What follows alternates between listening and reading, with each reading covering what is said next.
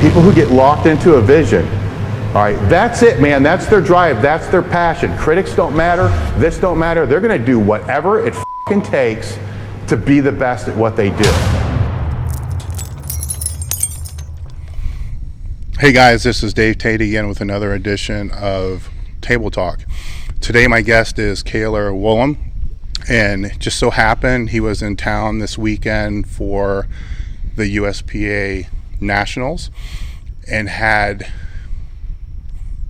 I don't want to say clients, had friends, training clients, you know, people he was helping, let's just put it that way, at the meet. And so let's start with how they did. So you were how many people were you helping? I know there's one that you train. Yeah, two. So how'd they do? They did good. Eric over there, he's 46 years old. So he won the Masters in the 242s yesterday. And then Calvin over there, he's 33. 34, sorry. Why does he look older than the other one? And he did really good. So he was able to get a PR on his total and lifetime PR on bench and deadlift. Would have been there on squat, but we went 1 for 3, missing depth 2 times in a row on the squat. But still, it was still the strongest day of his life. And really, I don't think the day, under all the circumstances, the day couldn't have gone much better for both of them. He's got long legs like you have. Yeah. So we'll get into talking about that His later. arms are just a little shorter than mine. So. Well, yeah. So the depth is always going to be a little bit of a tricky thing. Yeah. You know, with limbs that are, how long are your legs? Like 9 feet? 32 inches. 32.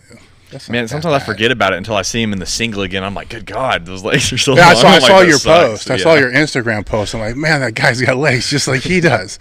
You know, super long, which makes it hard to really get back from there. One of them you work with kind of remotely, but I know he's been powerlifting for. When did you do your first meet? Me? Yeah. A couple years ago. No shit. Yeah, not very long. So you've been a gym owner for like 30 years, and you just did your first meet? I've been a gym owner for 5. A gym owner for 5? 3 years ago. Okay.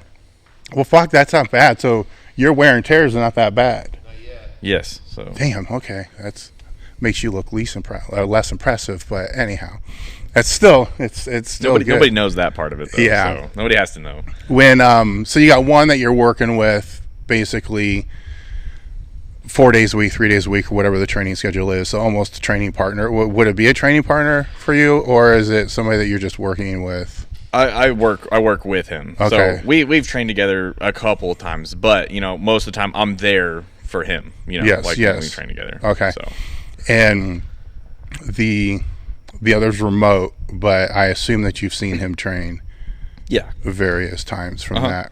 With what are the challenges that you find working with somebody remotely? So kind of like we talked about earlier, you know, you said you have a certain thing written down, and then but by the end of the workout, it could be something totally different than what you had originally wanted to do, maybe. Yeah. And so with Calvin, the guy I work with in person, we can kind of make those changes day to day. With Eric, the guy who I help remotely, well, maybe, you know, I'm not there to witness his training session, so sometimes you need to make adjustments to the workout during the actual workout, just kind of depending on how some other things went. And if you're not really there to do that, well, he's just going to follow what you have written down for him and stuff like that. So it's just a little harder to tweak things whenever you need to, I guess. I agree 100% with that. It's one of my biggest complaints with online training. Yeah, and then I can't be there to watch all the technique things he does all the way through.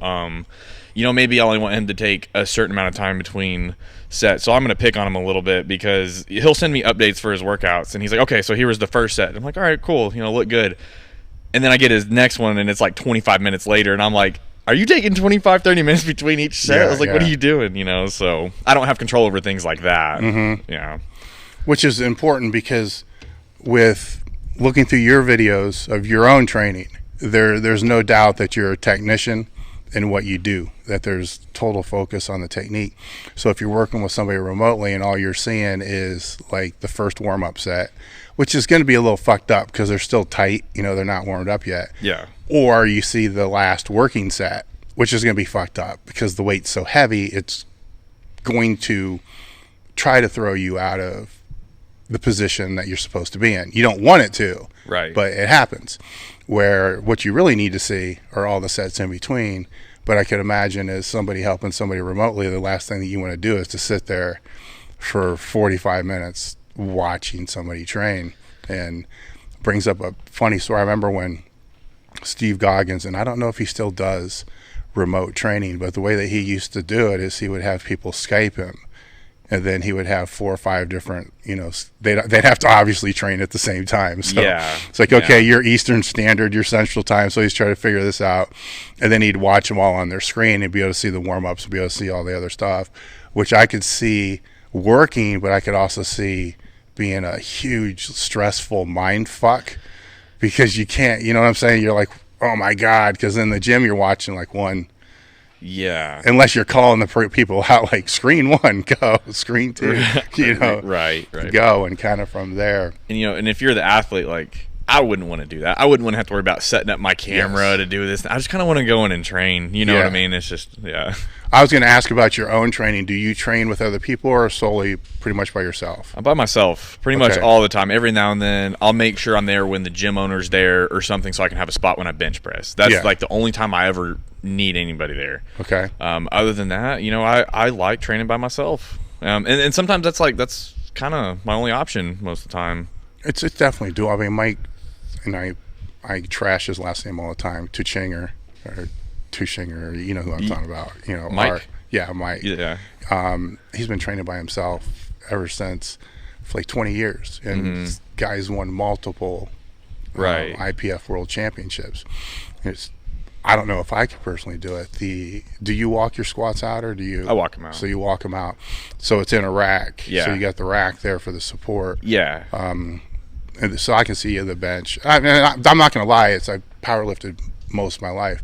There's a lot of times you do train by yourself, and you have to, because there's no other option. Your training partners don't show up. It's not like you can take the day off. Right. But there's challenges that come with that, such as it becomes a little easier for you to auto-regulate your training.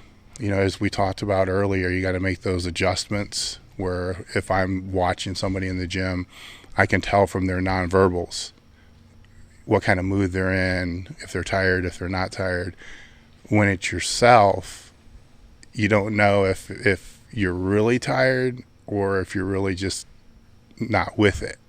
You know what I'm saying? So you gotta, how do you navigate that? Because sometimes it's a matter of, okay, I got to figure out, am I really beat up, or am I just not bringing my best game to the table today? Yeah. I feel like I've gotten better at, like, I usually know what's what. Like, I know if there's just, I'm pretty good about not being lazy, I guess. Like, and I don't know. I feel like I usually know when something's wrong and when something's not, I guess. What would be that indicator, though? More of a mental or a physical? Usually if it's like something will hurt. Okay. And that's usually when I know if I need to back off or auto-regulate a little bit more. And then if I'm like, and I always have to remind myself of things, because it's easy to kind of slack a little bit. Like, and I'll notice, I'm like, am I taking forever between sets, or am I not doing this because I'm just tired and being lazy? I hope that's the case, because that's easy to fix. I can flip that switch and I can stop being tired. I can stop being lazy, like, right then and there. I'm like, or does it hurt, and do I need to be smart? So it's based upon, I don't want to say injury, because it's not really so much injury. When you say hurts, I'm trying to break this down a little bit better for the listeners that are in that same boat, because actually the majority of the people who probably get into powerlifting are training by themselves.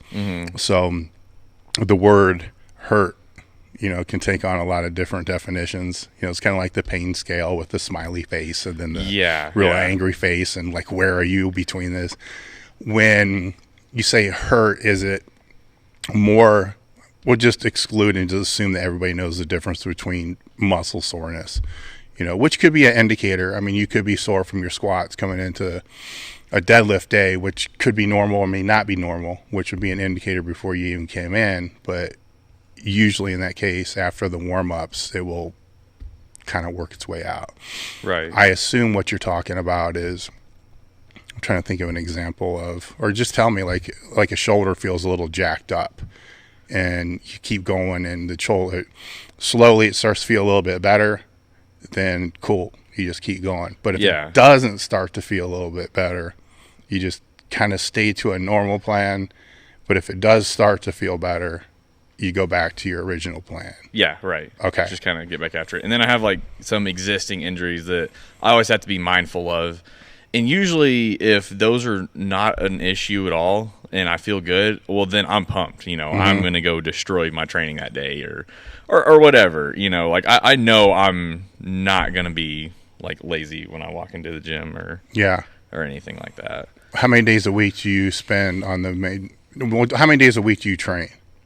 Right now has been 4. 4. And those I assume are main training days. They're not like recovery days or right. Yeah. So those are like GP. They're main days. Main training days. Okay. Yes. Do you have any in between recovery days, or is it just chilling out? I always make sure to kind of stay up and around no matter what, and I think that usually does enough for me. Like I like to take really long walks and stuff like that. I'll take my dog to the park, go play with him, or something like that, or just walk like a couple miles. You know, if I need to go to the store, maybe I'll walk to the store today since I'm not training, or something like that. You know, just something where I can get up and around and be kind of active. And just doing little things like that, like constantly staying active on those like off days, kind of helps keep the blood flowing, and I feel like it helps me recover a little bit. I mean, definitely making sure I'm like eating enough too and whatnot. But to put context to that, have you ever tracked how many steps you take or how long the walks take? Or I mean, could you over an hour in a day, half hour in a day? Maybe like half an hour. A half an hour. Yeah, okay. yeah. All right. I can see that. Typical. Maybe sometimes it's been upwards of an hour. Kind of depends. Because it is a form of recovery. Yeah. You know, it's Mark's got his 10-minute walks, but you know, sometimes I don't think that's enough. You know, there needs to be more, but I do it as long as I feel like it. Yeah. My body kind of lets me know, I guess. I don't know. It gets the blood flowing, which is going to help you recover. Gets the nutrients moving, and helps you recover. Obviously, aids in digestion. You know, try to not walk for a week, or just be in the hospital for 3 days and see how well you shit. You know? It doesn't work too well when you're not moving that much, but that does help. Have you ever? How do I word this? Have you ever not had those days in a week and seen any difference? Yes. Like for some reason you're just busy as hell and you're not able to get those walks in, but you still get the training in. You know, the first thing that comes to mind when you say that is I used to have a job where I worked at a grocery store that it was like, you know, you're on your feet, like you go work 9-10 hour shifts, and we're constantly moving around all day long, and I didn't realize how much that was actually benefiting me until I quit that job. And then, you know, I would just do the training, then I'd go back home and do like, you know, whatever I was doing for work at the time, you know, just a lot of online stuff and whatnot. And then I realized my training started to suffer from it. It started just to feel worse and worse, and I was like, well, what the hell? You know, like, what's different? What am I doing differently?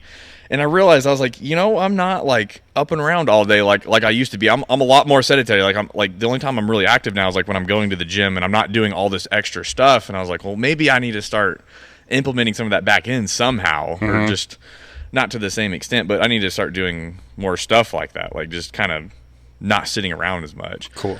Especially the sitting thing. You know, I feel like things would be a little tighter. Like whenever I try to squat and whenever I try to deadlift, like things just wouldn't feel as good. Maybe I'm sitting with my shoulders hunched over, my posture is just crap, and I'm not even realizing it until I get to the gym and I'm like, why do I feel so bad?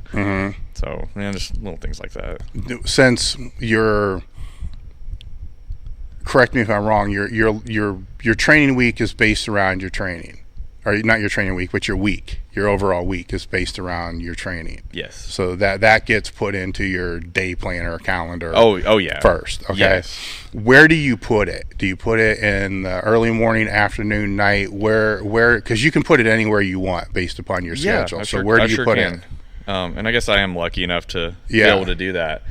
if I know it's going to be maybe like a shorter little workout, so I have a job where I go to work at like Monday through Friday. I go in at 7 a.m. Yeah. If I know it's going to be like an early workout, or or an easy workout that's only going to take like an hour and only have to do like one movement, if I only have to deadlift or I only have to bench, I would prefer to go do that at like 4 in the morning. Like get up early, go get it done early in the day, 4 in the morning, then go to work. And then by work, it's just a part-time job. So I'm done at like 1. And then, I've been working a lot on like YouTube stuff, trying to make some stuff there and whatnot.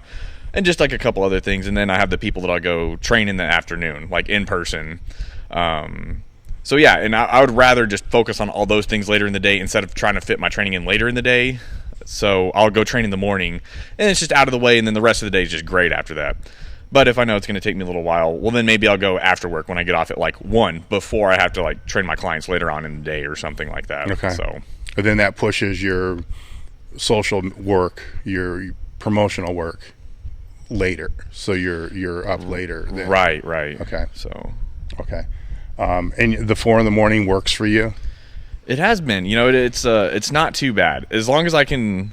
So the big thing is like I have to eat a huge dinner. Well, I always try to do that anyway, but yeah, this one's probably like a little bit. Well, I'm also going to bed a little earlier, so it's like I'll go to sleep right after I eat. So big dinner, big dessert. Go to bed. When I wake up, I might have like a banana and just kind of get some water, get some electrolytes in me, and then I'm ready to train after that. So it's not too bad, and obviously it's a little bit harder. Like I think we're all going to be a little stronger if we're up and around all day, and then we go to the gym. I think we're all going to be a little bit stronger that way. But sometimes I don't know how much sense this makes, but I feel like it's like it's good for you to put yourself in a harder training circumstance, I guess. Maybe it just makes me a little bit tougher, maybe makes me feel like I'm a little more dedicated. I'm like, well, it kind of sucks to go train at 4 a.m., but I'm going to get myself up out of bed and I'm going to make myself go do it anyway. Like it's a challenge in itself, just getting there and doing it at that time when I'm like, stiff and kind of tight. Like it's just harder to do it at 4 a.m, and I like that part of it, Yeah. Like, it's well, it can make the meet easier. It's absolutely, and that's exactly why I do yeah, it. Like, there's going back to some of the guys that I used to train with. I was never a weed smoker in my life and never really did a whole hell of a lot for me. But I used to train with a few guys that they get super, super stoned before every training session because they figured then the meet would be easy. And it worked. It worked for them, but it's kind of the same thing, but not really. Yeah. Making the training situation a little bit harder than what the meet is, or just absolutely mentally being able to deal with whatever circumstances come your way. Yes. At I'm the huge meet. on that. Yeah. Because you never know. It's like, fuck, I mean, you can get to a meet and the wrong bar, it's going to make a big difference, or fucked up plates, and there's a lot of things, platforms that move. Yeah. It's like I have to find a way to make those things not matter. Like those things cannot matter, at the meet. So if I can kind of make my training a little bit harder, it's always easier when I get to the meet. You know what I mean? Like kind of no matter what. One of the things that Louis used to do, or we used to do to each other back during the West Side versus the World heydays, or whatever you want to say in there, is if we found that somebody, because usually we did this more on the dynamic work because it was very rhythmatic. One goes, next goes, one goes, next goes. There was really no break. So you squat, I squat, you squat, I squat, and it's all done either on the minute, or less than that. So it's just real fast. If we saw that somebody was getting like too mentally aroused, like too high, like there's a certain training state you should be in. Yeah. Then there's a competitive state, which you kind of want to leave for the meet, but sometimes it leaks into the training. If we saw somebody or starting to get into that competitive state, we'd fuck them up. So when they were getting ready to come up to the bar, we'd tell them, "Oh, stop. It's misloaded." So what would you mean by competitive state? Like mental state. Gotcha. Mental state. Like there's a certain psyche, right, that you'll have when you train, but then when you go to a meet, it should be a couple notches higher. I got you. Okay, that makes sense. For most, it should be. And I got a big carryover out of that. I got 10 to 15% more just from the competitive state to a training state. What I did there the other day is I put myself in a competitive state. Well, I don't compete anymore, but I can't do that very often because to recover from that takes me a long time, because now you got to mentally recover more, actually more so than what you need to physically recover. Yeah. But if people are always training mentally, like it's that world record deadlift that you're getting ready to go do every single time you go into the gym, you're gonna crash and burn. You're just not gonna be able to recover. It's a huge stress. It's a big time stress. Yeah. So if we saw people starting to get there, we would try to fuck them up. Say the bar's misloaded, then they got to stop, because it's like, okay, wait, and it's not misloaded. We're just taking the plates off, putting them back on, kind of moving shit around. But in that little time period, it's enough for somebody to say, look, man, settle the fuck down. This is just dynamic effort work. Yeah. Just do what you're supposed to do. And it brings them down. And it also helped where we would throw in longer, stupid stuff, that would be longer in duration. So if you're in a meet and somebody happens to blow out their quad tendon right before you got to squat, well, right now you got 5-10 minutes, and then you just saw this happen. Yeah. And then you're the next guy up, so you got to be mentally prepared, like, okay, this isn't a big deal, right? So it's kind of working on those mental things during the training aspect, which you can do, I think, more effectively when you train alone than with somebody else, because you can control the rest periods a little bit better. You don't have somebody saying, come on, man, let's get this moving. Like every now and again, you might want to take 10 minutes rest, 12 minutes rest, because you don't know how long those attempts are going to be in a meet. Shit, some meets, if the flight's long enough, 40 minutes between attempts. Yeah. And if, say, for some reason somebody decides to pass on their second pull, just to see what they need to pull on their third to win, and then you're up. It's 90 minutes. Yeah, that's like an hour and a half rest. And then you question, like, why did I even warm up? Right. You know what I'm saying? It's like, what was the purpose here? From that standpoint. When did you start powerlifting? I hate to ask questions that you've been asked 1,000 times before, but so I always knew that I wanted to do it. I remember being in 8th grade. So at the time I was 14 years old, and then I heard some kid from the high school talking about how he was on the powerlifting team. And I was like, the powerlifting team, huh? And he said, yeah, we do squat, bench press, and deadlift, and we go to competitions and do it. And I was like, oh, okay. I've seen a lot of YouTube videos about that. Our school does that? And he said, yeah. And I was like, well, hell yeah. Like, I'm there. Like, I'm doing it. So as soon as I was a freshman in high school, I mean, right away, like as soon as they opened up the – not really tryouts, you kind of just got to be on the team. Yeah. So as soon as that happened, I was in. So 15 years old, freshman year, I was in. So you got 10 years under your belt. Yeah. So I did it through high school. I was hurt my junior year, so I didn't do it my junior year. And then there was a period of about 2 years after high school where I didn't know that other competitions existed outside of high school. I had no idea.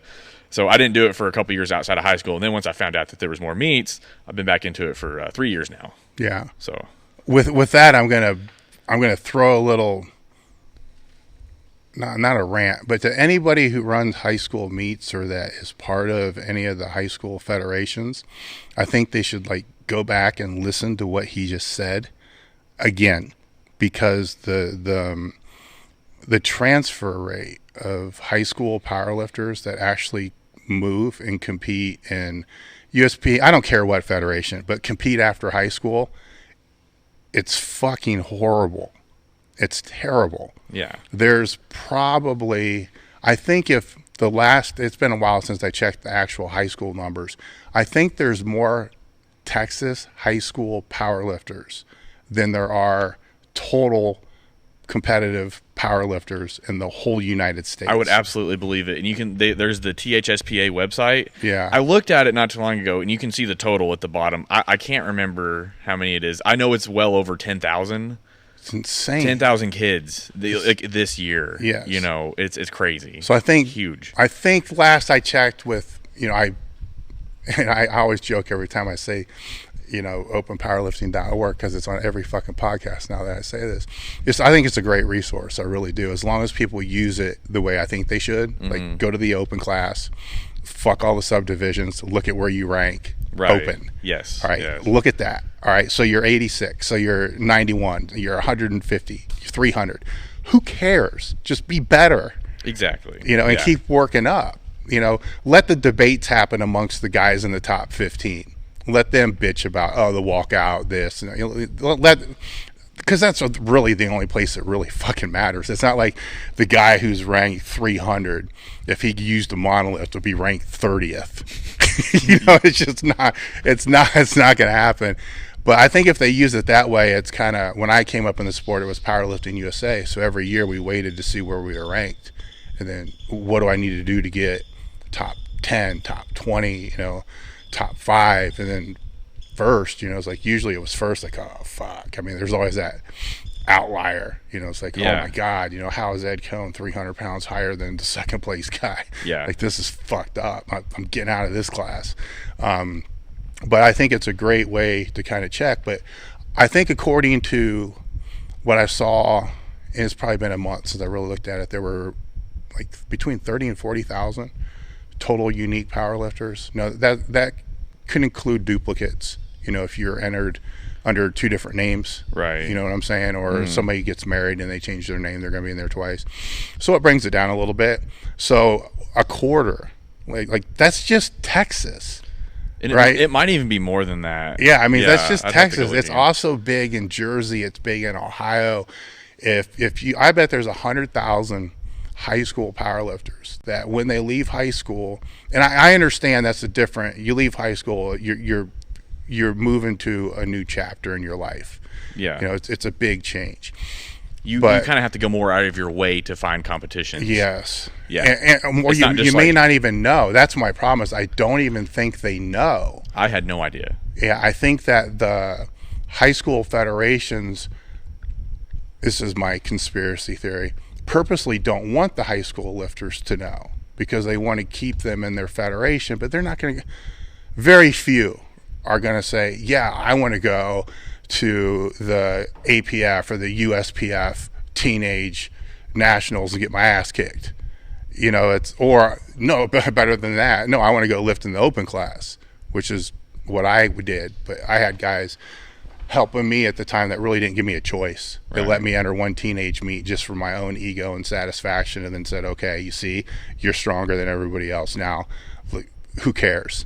Because at the end of the day, when that top 100 comes out, you're still not in the top 100. Yeah. It's like, okay.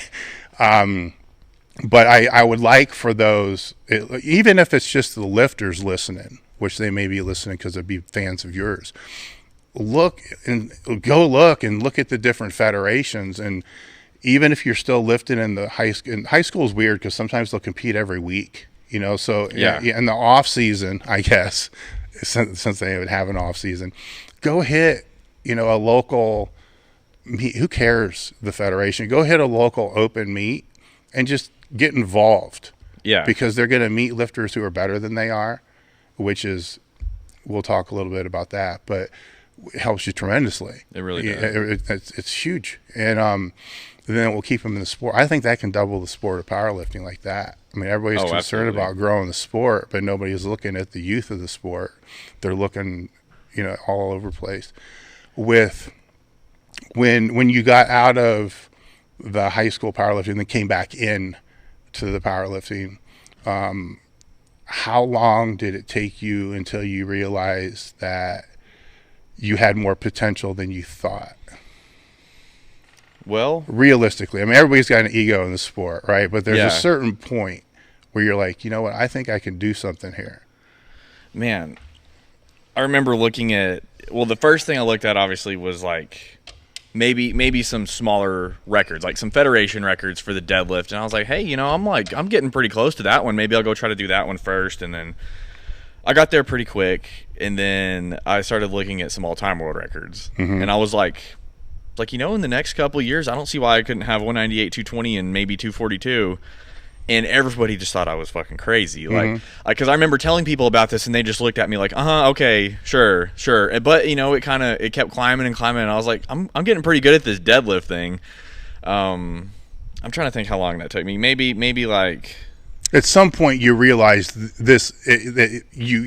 At some point, you went from thinking... maybe I might be able to do this, to this shit's going to happen. Yeah. And that's what I'm trying to figure out, is where that tipping point was. Or if it was somebody that said something to you, or something that triggered it. No, I kind of just triggered it in myself. Like, I saw those numbers and I was like, I think I can do that within the next year. And I might have been back into competing for a year and a half, maybe. So actually in 2016, so it was about 3 years ago from like right now, I did USPA Nationals as a junior in Las Vegas, and I pulled like 804. So that was like 3 years ago from right now. I was lifting 804 in competition, and that's when I was like, I think I could get to like, 881 or 900 within like the next year or the next year and a half. Like in a competition from like a year from now or a year and a half from now, I think I can get there. So, hey, I may have missed this. I was going to chime in quick, but where were you? Where did you stand when you started in high school? Were you at the top of those guys? No. Okay. So, well, and maybe it's going to throw it off a little bit because I was a very, very late bloomer. I mean, shoot, I didn't hit puberty until I was probably like 17. So my first meet, being a 15-year-old kid, I bombed out on the squat my first meet. I with like 205 pounds, maybe 215 pounds. I bombed out. Missed it 3 times in a row, and really just had no idea what I was doing. I had zero guidance at this point. And I remember after that meet, I was so embarrassed. I've always kind of not been great. Did they let you bench? No. They didn't even let us bench either. So they were just that's like, how it used to be, though. They're like, no, go sit down. You're done. Yeah, you're done. I remember I'm starting to get warmed up for. I was putting on my little shirt for bench, whatever we had, some polyester crap. And then my coach was like, "What are you doing?" I was like, "I'm just getting ready to go for bench, coach." And he's like, "No, you're not." He's like, "You bombed out." I was like, "What does that mean?" He said, "You're out of the meet. You missed all 3 of your squats." And I was like, "Well, shit." So, I was so embarrassed, and like I heard people talking about me, like the other kids on the team, and like I was ready to quit, And then I was like, well, I'll go do another meet, and then I think like the next meet, like I totaled 670 pounds, but I was like 115 pounds, I guess, and that was good enough to get me to like the regional meet or something that year, which it wasn't really saying much. I mean, it was like a 670 total at like in the 123 class, I believe. So I mean, I wasn't great. I mean, I was definitely very far behind like a lot of other kids. I didn't actually start becoming pretty competitive until I might have been competitive my junior year, but I was hurt, so I didn't do anything that whole year. I was just kind of being like a shithead that year. I figured you were pulling 700 at age 10. No, everybody thinks so. Yeah, I didn't pull 500 until I was 18, my senior year. So that was my first 500-pound pull, my first meet, my senior year, and that was the first year that I was actually like decently competitive in powerlifting. So I made it to like the state meet that year and stuff. So I guess in Texas, that's pretty. It's like you're doing okay if you make it to the state meet, like and you're like placing well at that. In Texas? In Texas, yes, hell yes. So that was the first time I actually felt like I was being pretty competitive. I blew everybody away at regionals. If I only got my deadlift opener, I had no idea what I was doing as far as like how to feed myself at the meet, and this meet ended up being like 3 times longer than all the local meets that we were having in basketball gyms or whatever. And I was like a deadlift away from winning state. It was either like I'm stuck with my opener and I'm in 5th place, or I pull like 595 and I win. So I tried the 595 because I got red lighted on the 585 I did before that, and then missed 595, so I'm stuck with a 525 opener. So I got like 5th at the state meet and my senior year, and that was the best I ever did in high school. I don't even have that medal. Like I just threw it in my closet. I was just like, I don't even know where it is now. I was so disappointed with it, and I just didn't ever want to see it again. I was like, I'm done with, this. I guess not powerlifting, but I was like, I'm moving forward from this. I'm never gonna be that weak again or something like that. I still think about that meet to this day. Every time I do a meet now, missing that last deadlift, because at the time that kind of meant everything to me. If I were to have won that state meet, that would have meant everything to me. I had dreamed of it since I was just like a young kid, and I remember being a freshman and seeing all the numbers on the THSPO website. I looked at that website religiously, looking at all the numbers, admiring all the numbers, and here I was there, and I could have taken it, and I didn't. you know, I was so close to like winning the state meet, and to me that would have been the biggest deal in the world, and I let it just slip away because I didn't know what I was doing that day. You know, I was cramping up, I was dehydrated, I had no idea what I was doing, and it haunts me to this day. So that's something that drives me like every day I train. Just, you know, it's like I can't let that ever happen again. I'm not going to let that ever happen again in a meet. So the way that you explained that, if, you know, for the people that are watching this on YouTube, go back and watch how he explained it, watch his nonverbal expressions and all that. That's a drive for what you're doing now. yeah, It's a huge drive for what you're doing right now. So I would counter what you just said and say, had you made that lift, we may not be sitting here talking right now. I don't know, you know, hard to say. It probably would have been something else shitty would have happened. Yeah. That I'll agree with, but it wouldn't have been that. You know what I'm saying? That was definitely a defining moment that created the work ethic. And the question that I always try to figure out when I'm talking to people is, in the sport, talking to people that the sport is a major priority in their life, is the person I'm talking to somebody that hates to lose more than they like to win? Because there's a difference, right? Both types of people, you know, will set world records and do amazing things, but they're two entirely different mindsets. And I'm trying to like pick this apart to figure out. And you know, I think I'm a little different nowadays, because in high school, it's like when if you're playing football in high school and you lose the state championship and it's your senior year, you don't get to try again next year. Well, we get to do that now, right? I could try again next year. Like, what difference does it make? You know, there's not a time limit. I mean, there is a time limit. Sure, but like, you don't know what it is. Right. Like, you know, so in high school, like the end of your senior year, that was just kind of it. So for me that year, everything was about winning that meet. It was winning my weight class, winning the meet. You know, but now it's a lot more so on, I need to be just better than I was last time. And and I just have to keep doing that over and over and over again. Yeah, it's like, you know, I want to win meets and stuff, but to be completely honest, I have not done a meet that has ever been as competitive as the ones in high school, as far as how close everybody was on their totals. Because now there's usually like, it's spread out. There's like, there'll be 3 people in your weight class, and or it's like the guy who gets first place is like way ahead of everybody else. There's just, I haven't really done a meet where I've had a lot of people super close to me where I felt like I had to fight for a finish, fight for like a first place or something like that, just because it's usually the competition is just kind of limited, I guess. I think that's it.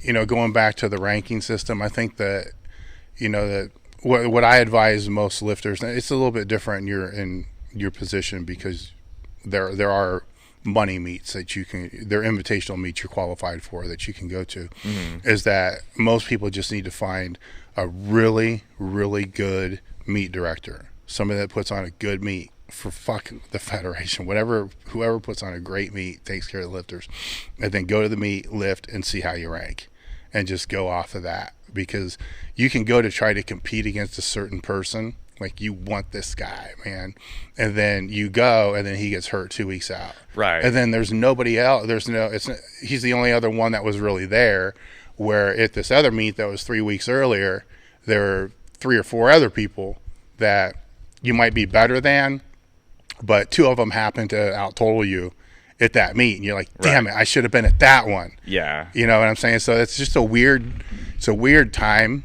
because the money meets I don't want to say they screw things up, because they're actually, you know, helping put money in some lifters' pockets, but limited number of people that get the money, you know. So 3 people out of 60, you know, walk away with money. The other 57 just spent $2-3 grand to go there and walk away with a medal or whatever they're going to get. Yeah. Where 3 of them did real well. So getting back to your training now, at that point where you realize you can actually break these records, that also kind of usually correlates with a point where the gains aren't exactly as they used to be. You know, like you're not making those 100-pound gains Yeah. every year. You know, sometimes it's like, fuck, can I just get back to where I was? You know, Oh, if I get there, you know what I'm saying? It hits about that same time. So you got to learn how to auto-regulate a lot better, how to navigate the training a little bit better. The one thing that I think that you've done from what I've seen that others don't take enough time trying to do, and you do it with all your lifts, but it's most noticeable in the deadlift because you're more known for the deadlift. You have, in a good way, a very unique way of pulling, which is based upon your own biomechanics, your own structure, but your own experience of testing what works, what doesn't work, what feels right, what doesn't feel right. You know, Dan Green talks about how he'll stack his spine, you know, each, you know, vertebrae, you know, as he's getting set up. So he's got his own way. You know, you got your way to where when I watched you pull there the other day, it was off blocks, so it's not really off of the floor, but it's like, holy shit, you know, this is sumo. Like I told you, sumo is supposed to be like really quad dominant. This is all fucking hamstrings and lower back, which is great, you know. So at some point, and I assume it probably happened when things started to get a little rough, you started to reanalyze your technical aspects of the pull. Am I correct in that assessment? Are you talking about the? Your sumo. Yeah. Yeah. Maybe the way I kind of like almost throw myself into the bar and just your entire setup, from the way that, you know, where your stance is, where your hip position is, where you keep your shoulders, you know, everything that's Yeah. I guess the question is, have you spent a lot of time practicing the technique of the deadlift? Yes, and it's almost like it doesn't matter how long I practice it and how long I train it. It's never perfect enough. I'm always having to make corrections, I feel like. I'm always tweaking little things here and there because, well, maybe I'm like 10 pounds heavier now, and maybe now this feels better. Maybe putting So in my last prep, I had been a little heavier than I ever was, and I was like, well, now I need to put my feet like just maybe 2 inches wider than I was doing before, and it just made like a world of a difference. So I'm always just finding little things like that through trial and error, just seeing what feels better, even if it means I'm hanging out in the gym after I train one of my clients and I load up 135 on the bar and I'm getting down there and I'm figuring out something that feels better. You know, it's like doing those little things. I might do it every day. I might do it every day. I might stay there for an hour and just practice with 135 on a deadlift until it just feels perfect. You know what I mean? And I feel like just doing that over and over and over has helped me out a lot, just really figuring out something that works good for me. Well, it's helped you break the world record is what it's helped you do. Yeah. Because let's look at what most lifters do. I would say well over 90%. They come in, load the bar, and they just start doing their training. Maybe they think a little bit about their technique, maybe they don't. But they're not analyzing every little thing of it with each rep that they're doing. Like and again, I'm going to make assumptions, correct me if I'm wrong, but I've seen this before with other people who happen to break world records. You know, you're constantly analyzing on the warm-ups as does this feel right? Is this moving in the right direction? Is it pulling me too far forward? You know, does it, and when I say feel light, you know what I'm talking about. There's a bar path where it almost feels like it's weightless, you know, especially in the deadlift up to a certain point, because your body weight's pulling backwards, you know, so it's like a teeter-totter, you know, and so you're trying to figure this position out. And you made a really good point that if your weight changes a little bit, a lot changes, especially if it's coming through your stomach. You know, your gut's a little bit bigger. Now you got to change your belt one notch. Holy shit, you know. Now your hips are further away from the bar. You got to get your hips back closer to the bar. So how are you going to do that? And then, as you said, even after that, after training clients, getting in there and just double checking, you know, because you may make this correction on your work, you know, your training day, and be like, okay, that felt better, but was it really better? So then the next day with 135, you get in the same position again, and you test it. And you test it, and you test it, and you test it, and just over and over and over. And that also is going to allow you to keep moving up, you know, weight classes and breaking world records, because you do that. The question I would throw out there to the people listening to this is, how many of you guys do that? And that I'm throwing out to the listeners. Yeah. It would be, I see. how many of you are doing that? Yeah. And anybody that was saying and nodding in their head, hell yeah, me, I'm going to tell them they're lying. That they're not, because it is that rare of a quality, because what everybody wants to do is the best stuff, the fun stuff, the last set, right? The last set's awesome, but it isn't so fucking awesome if it's hard and it hurts, right, or you miss it. So you got to be prepared for the last set. Now, I did see one of the posts that you had, because I was interested in your bench, because long arms bench, and your bench technique is actually really good for someone with the arm length that you have. Your elbows aren't lower than the bench pad, which is actually kind of fucking amazing, to be honest with you. So I do the same obsessive technique stuff with all three lifts. I can tell that. Yeah, that's that's where I was going with that. Is Okay. The bench, you can really tell that.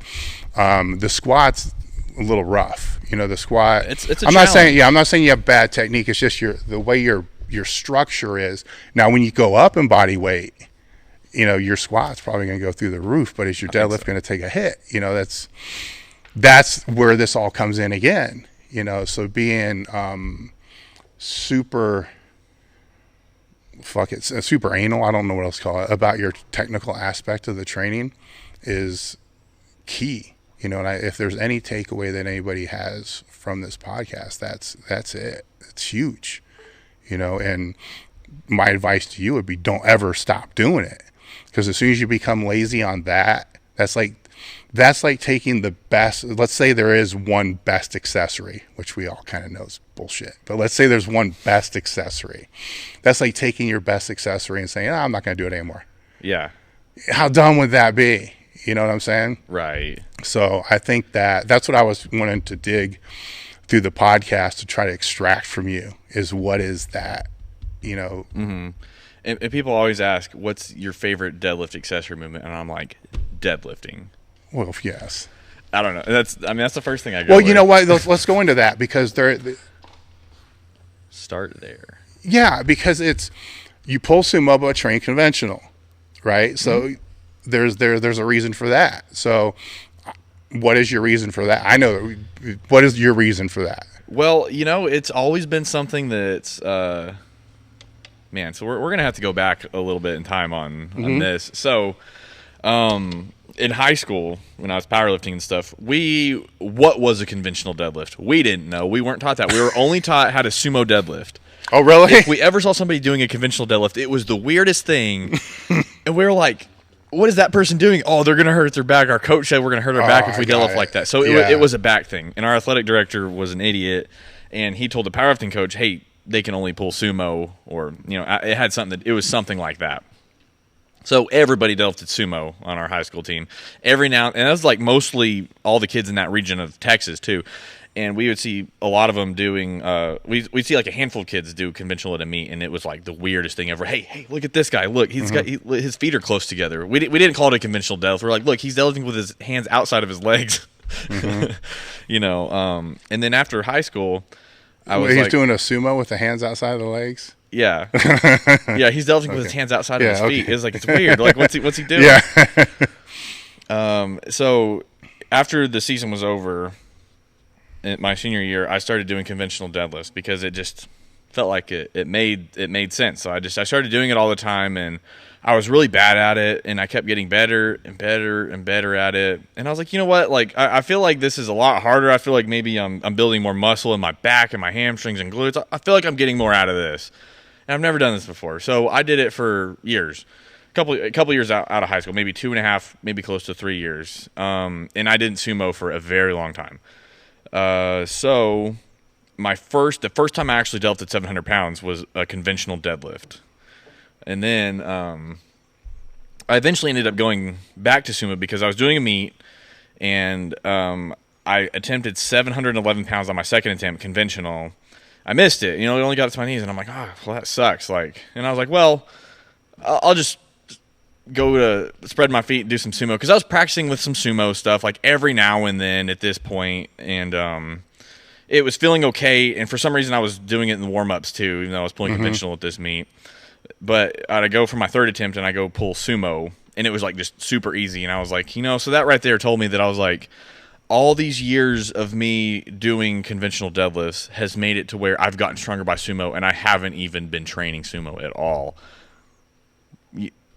I was, whoa, right? I was like, where can this go from here? So I just kept following that same method. I was like, well, I'll just get better at conventional deadlifting, and when it's time to get close to a meet, I'm going to practice this technique for the sumo, and it's going to be stronger. And that's always kind of been the case. So, that's my accessory movement for sumo deadlifting is conventional deadlifting. Have you found an optimal time for you to switch over? Like how many weeks, or is it kind of changed? Like 8, maybe 8. Because, for one, I have to get used to the technique again. Yeah. But two, I also have to get used to handling weight in the sumo. Yeah.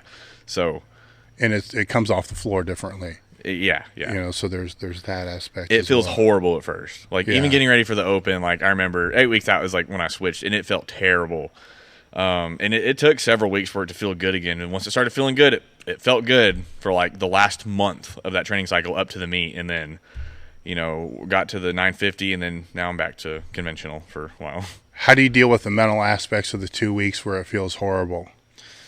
You just know it's going to be okay, so you just ride the storm, or do you sit and go home and think, oh shit? I think maybe this time I just kind of lowered my expectations a little bit. I Okay. was like, well, I have been working real hard on my squat, my bench. I was like, maybe it's just taking a little away from my deadlift. And then I was like, I don't even care if I break my world record or not anymore. I'm trying to get like the biggest total possible. Those lifts have come up, so this is just going to be whatever it's going to be. And it actually ended up being like better than it ever had been. So it's like, just kind of just stick with it and see where it goes. One thing I want to touch on is I think it was Shelby Starnes years ago made a statement on, it may have been Instagram, I can't remember what it was, but it was something along the lines of, for all those people out there, and it was in regards to bodybuilding, but for all those people out there that complain and bitch about the bodybuilders that put bodybuilding as their first priority, don't complain and bitch when they beat you. So in other words, and we see this a lot with, strength sports in general, is, a lot of people want to, preach balance and all this other kind of stuff. And that's great and fine. But if that's what they want to do, and then they end up getting beat by somebody that would be quote unquote unbalanced because powerlifting is first or bodybuilding is first, then they have no room to speak. I mean, they can still talk about balance. They can still talk about all that other stuff, but they can't talk about getting beat or why they got beat. Because the simple fact is they got beat because the other person wanted it more than what they did. So you're still at an age now and a point in your life to where powerlifting can be, your number one priority to ride the storm, as hard as you want to ride the storm for a while. At what point did you decide that was going to be the case, that you were going to push it to the top and make it that first priority? And I'm not saying that you're putting all the rest of your life completely on hold. We'll talk about that. Yeah. But at what point did you make that decision? Like, if I'm going to keep doing this has got to be first. It can't be second. It can't be third. This has got to be where it is. It's always kind of just been that way ever since I got back into fitness in general. So, in high school, I started lifting early and stuff like that. But when you're 14, 15, how serious are you about anything? And I, messed around a couple years with, just being lazy, and most of the time if I lifted weights, it would just be because the coach made us, right? But when I was 17, my life was kind of at a not good point, messing around with drugs and stuff, getting in trouble with my parents, getting kicked out the football team for failing drug tests at school, for smoking weed or taking pills or this and that. And then I was just dude, I don't want to be a drug addict the rest of my life. I don't want to be a freaking 140-pound drug addict the rest of my life. So it was kind of like a New Year's resolution thing, kind of, but not really. That's just the time frame that it just happened to land in. And that's when I started to get serious about lifting weights, running, this and that. As soon as that switch flipped in my head, fitness was my priority in life. I was like, I can find a way to fit this in my life no matter what my life looks like. Like, I'm going to find a way to take the best care I can of myself, get in the best shape as I can. And it wasn't even just lifting at this point. It was like I would run to the gym. The gym was 2.5 miles from my house. I'd run to the gym, lift weights, run home. I was doing that like every day, running like 5 miles a day, 4 or 5 days out of the week. Or I'd go bike like 60 miles. I always took it to the extreme, because I loved it. But as soon as I started getting bit by that fitness bug, that's when I was like, fitness is going to be the priority in my life until I'm sick of it, until I don't want to do it anymore. And I don't know if there's ever going to be a day where that's the case. Maybe there will, but Well, that's fitness, and I get that, but we're talking competitive powerlifting. I see. So there was a shift there where it went to that, where obviously fitness, changed your life. Without that, based upon what you're telling me, there's drug issues, there's all kinds of, who knows where you would have ended up if that didn't come in, so, and then that's a case a lot of times with people who find weight training and strength sports and so forth. But at some point you quit running to the gym, right?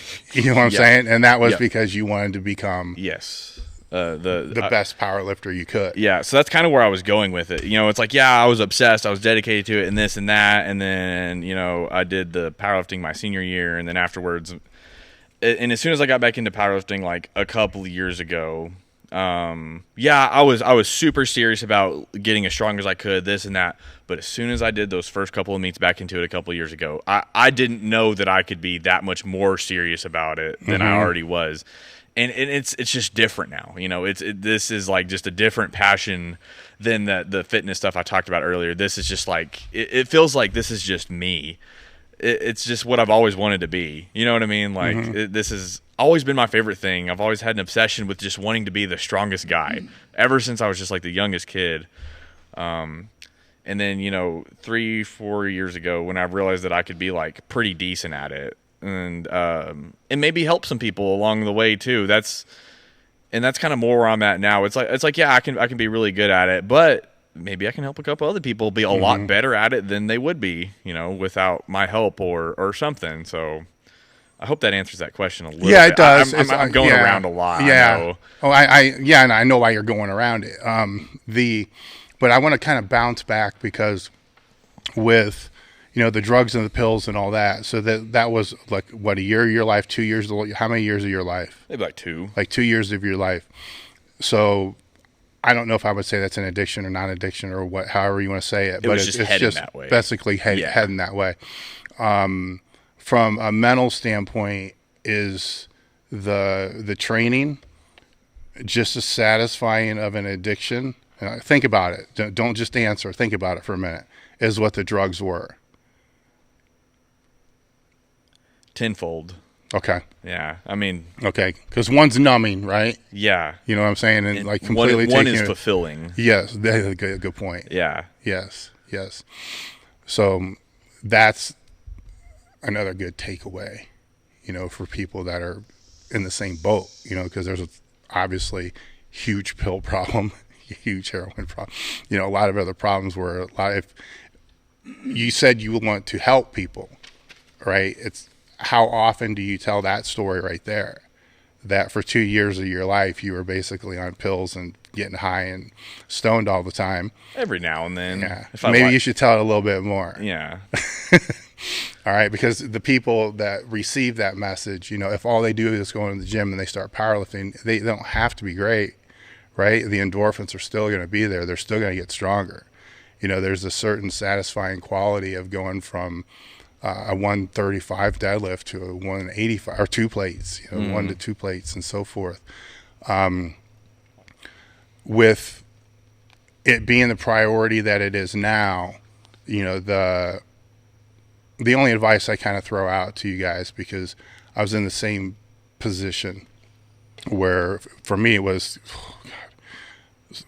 almost probably the same for you, except for you had a little gap, in between high school, but from 14 until 40, it was my number one priority above everything else. And I mean, there was a lot of carnage, there was a lot of wreckage that happened because of that. Yeah. That maybe it was a number one priority longer than it should have been, but I kept it at a number one priority longer than what I should have, like even after I retired, just found different stupid things to do. Yeah. Like, how lean can I get? How can I do this? How can I do that? That kind of stuff. And that's where my only real regrets come. But the one thing that I fortunately always did is I always continued my education. I didn't know what I was going to do. You know what I'm saying? And when I was in college, I bounced around 3 different degrees before I graduated.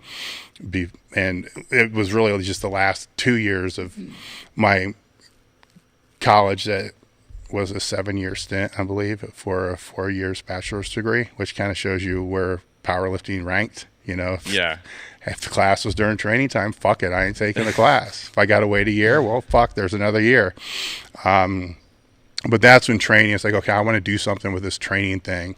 I just didn't know what it was, and back then it was, there really wasn't any real path, because personal trainers kind of existed, but it was just for celebrities. Strength coaches were kind of far and few. There weren't that many. So it's like, well, I guess you'd be a manager of a health club, but fuck it, I'll figure it out. I'm just going to keep learning this shit. I'm going to keep learning how the body works. I'm going to keep learning how to train, keep learning how to train other people.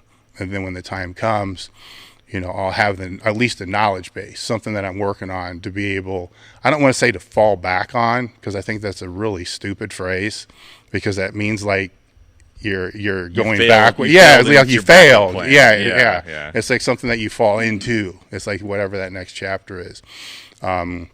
I think to do the things that you want to do in the sport, you got to keep it that top priority, but you still got to figure something. You know what I'm saying? Right. To fill that, whatever that next chapter is going to be, even if it's just a half hour a week or an hour a week, working towards that studying. You have the time. You know what I'm saying? It's the time's there. You're not training 24 hours a day. Right. At least it's working towards that, and it's not taking that much mental energy. And you may be doing that now. I don't know. I'm throwing this more out just as advice to other people, because a lot of people make it their number one priority when they shouldn't. It's like they're ranked like 806, and it's their number one priority. It's like, dude, come on, you can get ranked a lot higher. I know people, that are working full labor jobs. Right. And they're ranked in the top 10, and they're breaking world records, and they have kids and all this other shit. So it can happen. It's just it is an easier ride when you don't have all that other shit. Yeah. Going on, because you can rest, you can recover. But the other thing that it throws back at you is you also have no fucking excuses. Exactly. You know what I'm saying? It's like, it's okay. It's cool. It can be that first thing, but don't tell me that it didn't work out right because you couldn't fit in your restoration. Yeah. Like, that's bullshit. Let's jump to, actually, do you have any questions for me that you wanted to ask? Because I threw that out. Can I go to the bathroom? Yeah. Yeah, absolutely. We can take a short break here. Yeah. That's my first question. That's his first question, is the bathroom. So it's all the listeners will. Yeah, so resume here in just now a I minute can here. just sit here and talk about him, right? Or if you could do that, or if anybody has some questions specifically for Dave. Yeah, did you see anything in there that was There's that? some good questions that I'm actually just about to hop on a couple of the live stream ones, but we'll wait till Cailer gets back. Well, if there's anything for me, let's just fill the space and throw it out. They were about, you'd need Cailer here as well. Well, actually, one of them would be interesting for you to answer. It was, the guy said, you've known Ed Coan for a little while now, Dave. Yeah. After getting to know Cailer a little bit, do you see any sort of personality or mindset similarities that might be related to their lifting success? Or are they just nothing alike? I haven't talked to Cailer enough. I know Ed, is a strong associate. I use the word friend very differently than other people do. I think people really have few friends, and they're really, really close friends, and then you have a lot of associates. That's not saying that Ed is not a great person, that I'm not close to Ed, but I don't know Ed's family history, his cousins and shit like that. I don't know all that. So he's a good associate that I've known for a long period of time. I haven't known Cailer that long. The one similarity I would say is if there's any, is the uniqueness of their own deadlift style.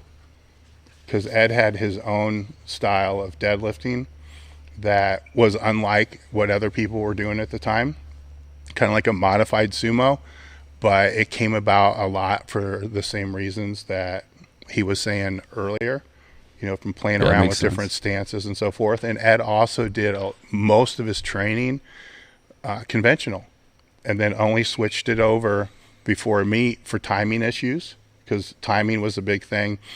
And it's even bigger now because there's deadlift bars, you know, so Ed still had the straight bar. So timing was still an issue, but now with the deadlift bar and the weights that you got loaded all the way out to the end, timing, if you miss that whip, you're fucked. I mean, it can be detrimental.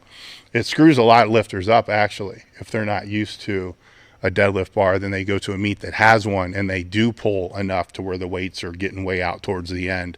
It screws a lot of people up. But he's back now. So do you have any questions that you had for me, or are you like on the spot, or? You don't need to. We do have a ton, but if you have any in mind. Well, I put it out there that if you had any questions for me, feel free to ask. Yeah. So we kind of talked about, or you're asking me about, you know, the priority of powerlifting, this and that, and how you kind of did the same thing. Well, how did you decide that this is what you wanted out of it? Like when was that for you? I don't know if I how did you come about it? Because I mean, this didn't just happen all of a sudden, you know. Yeah, I don't know if I ever envisioned what it is. You know, now I was personal training in a corporate fitness center for 8 to 10 years is about what it was. And I had clients from 5 in the morning till 10 at night. I'd leave to train at Westside, and that was about it. And I knew at a certain period of time, I was helping Louis do seminars and consulting. And then that started to branch off to where he didn't want to do it anymore. So then I was going out and doing it. And so that was starting to take time out of work, you know. So I had to kind of like balance the income from that standpoint. So at first I thought it would be like a consulting seminar thing. Then I realized that there's really no way to make money on seminars unless I was to tie it with some kind of shitty bullshit program, which I'm not a fan of and have never been a fan of. And so a couple things kind of all happened at the same time. Is my clients pulled me aside and said, look, you just had a kid. You can't be in the gym from 5 in the morning till, you know, 10 at night and never see your kids. So you got to find something else to do. So they saw more in me than I saw in myself. We sat down and we discussed having like a training facility that would be like half a health club, half a private training center.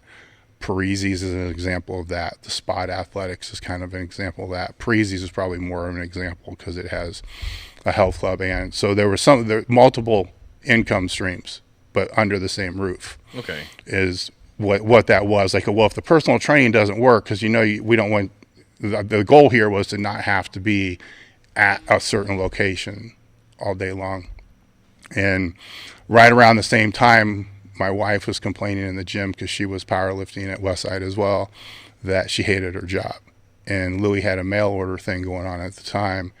And he was just tired of selling like safety swap bars, manta rays. There were accessory items that just, he was cool with his videos because they were drop shipped. He was cool with the reverse hypers because they were drop shipped. But all this shit that he had to take to the post office and all that, it's like, you guys can just take this. Yeah. And so she already had a business entity set up to do personal training. So we just jumped on that business entity and then put this mail order in with the consulting and the seminars. And then from that, I ended up doing, and there is a takeaway here. I ended up doing a seminar in South Carolina that I was answering a question on Jason Burnell's website. It was called deepsquatter.com at the time. and the pages are still up, but it was all HTML. There was nothing like you see today. I mean, he did all that, thankfully. I just had to answer the questions via email, which was fine, but my grammar and stuff was terrible. But I did a seminar in South Carolina that came about because of that, and then one of the attendants asked me if I ever thought about having a website. And I said, I do. And he said, no, you don't. He said, what you have is a banner ad. It's just an ad, had our price listing, like manta rays, sleds, like 5 different items.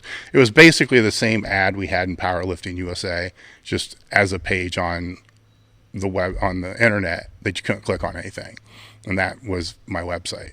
And he had a friend that was just starting out that was developing a different type of forum. It wasn't necessarily a forum, but it was a Q&A database type of program that other companies were using, but they weren't having a lot of success with it because they weren't getting people to ask enough questions to kind of test the limits. So we started with the Q&A. So people would submit and it actually, when it all looked displayed on the page, it looked like a news thread that you would see today. So people would ask the question, I'd answer it, it'd pop up live. I'm like, well, this is cool. And that was still, I mean, there was no paywall or anything like that. It was just me answering the same questions I was doing before, but now it was way easier because I could do it every day. And people started asking me, where do you buy bands? Where do you buy these Russian training manuals? Where do you buy a manta ray? A lot of the stuff that we weren't selling. And it was like, well, shit, I guess we should sell these, but we can't afford to buy them. So I need to call these distributors and figure out a deal on how I can get these on consignment. So there's a lot of shoestringing budget, a lot of, very slow grow process. But that's sort of how it started, was through the Q&A and answering the questions. And they're asking about products that weren't things that, I mean, Amazon really wasn't even, they just sold books. So there wasn't anywhere to really say, hey, look, go here. I'd have to give them a phone number. And it was then getting a hold of the programmer and say, can you build a cart? I said, I think I can do that. So then we did that. And that's basically how it moved. But for the first 5 or 6 years, training was still, and Wendler was working for me, and we would both, train at Westside and the AM crew. Then we would get back to work at like 11. Tracy and Chris would be there. Then we would work from 11 till 7 or 8 or whatever it was. But we weren't there during the busiest time of the day to answer questions because of, the training. So it really didn't start growing to a point to where I could even hire anybody until I had to make a decision of, I need to not be at Westside from 9 in the morning until noon or 11 or whatever it was at the time. And right around the same time, I say it's kind of a blessing in disguise, because at that point, my first meet was in 83. This was about 2005. So that's a long time competing. And I came out of the gate pretty strong. So I think I only had maybe 3 years of competing before I had an elite total and single ply gear without a bench shirt, because I didn't even know. They were actually, I think you said you tried to put one on when you were in high school. They were worthless. They hurt, right? It was a motherfucker to put on, and you might get 10 pounds. I just said, fuck the 10 pounds. You know what I'm saying? Just leave this shit alone. I don't want to deal with it. Yeah. And so that's kind of how it was at that time. And, grew from that. So I was beat up. Before I came to Westside. Westside actually gave me probably 8 to 10 more years competing that I would call borrowed time, that I shouldn't have been able to compete, just because of the tendon damage and everything that I had accumulated getting to that point. Yeah. So the conjugate stuff hit me at the perfect time, because I was doing all linear periodization and, some Spazov stuff and Bulgarian stuff, real high frequency type stuff, as well as just the Western stuff, which worked well enough to get me to where I was. But it can also beat the shit out of you when you start hitting sticking points, and because you're just like, fuck, you get that mindset, like, I just want to get back to where my best total was. If I can get back to that strength and just not fuck up in the meet, I can get another 150 pounds on my total. But that's not even easy to do at a certain point, because you got to do that. But after that shoulder issue, to where that would have been I needs replaced, but I can't grab a squat bar. So if I couldn't grab a squat bar, I can't compete. So I had an identity crisis, I guess you could say, for like 3 years of my life, because it's all you did, and you'll run into it, so, and when you do, call me, I'll help you. I've been through it. All right. Don't worry about it now, but it fucking sucks, because you wake up one day and you're not going to be able to do this anymore. Now, sometimes it happens because you have a big change in your life, like you find the perfect woman, and it's like, this is great. This changes everything. You don't think it's possible now, but I'm telling you, I've seen it, it happens. But if you just don't get in a relationship while you're trying to get the world records, we'll talk later. Right. But,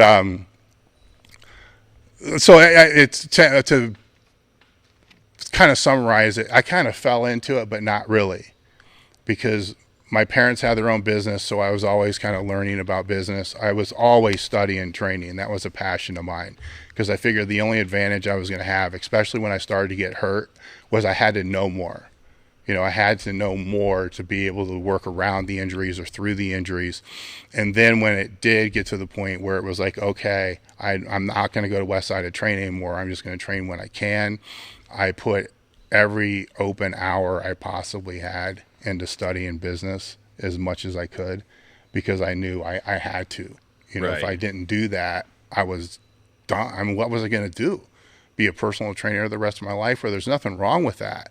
I just didn't want to put in all those hours outside of the house, with the family. It's now that they're older, in a couple more years, my kids will be in college or working or kicked out of the house or whatever we decide to do with them. I'll probably miss training people more than I do now, because I do miss that aspect. Because when you help people online, just advice and Q&As and articles and all that other kind of stuff, you don't really see any feedback on what you're doing unless you do a seminar. You go somewhere and somebody's like, hey man, that article was good.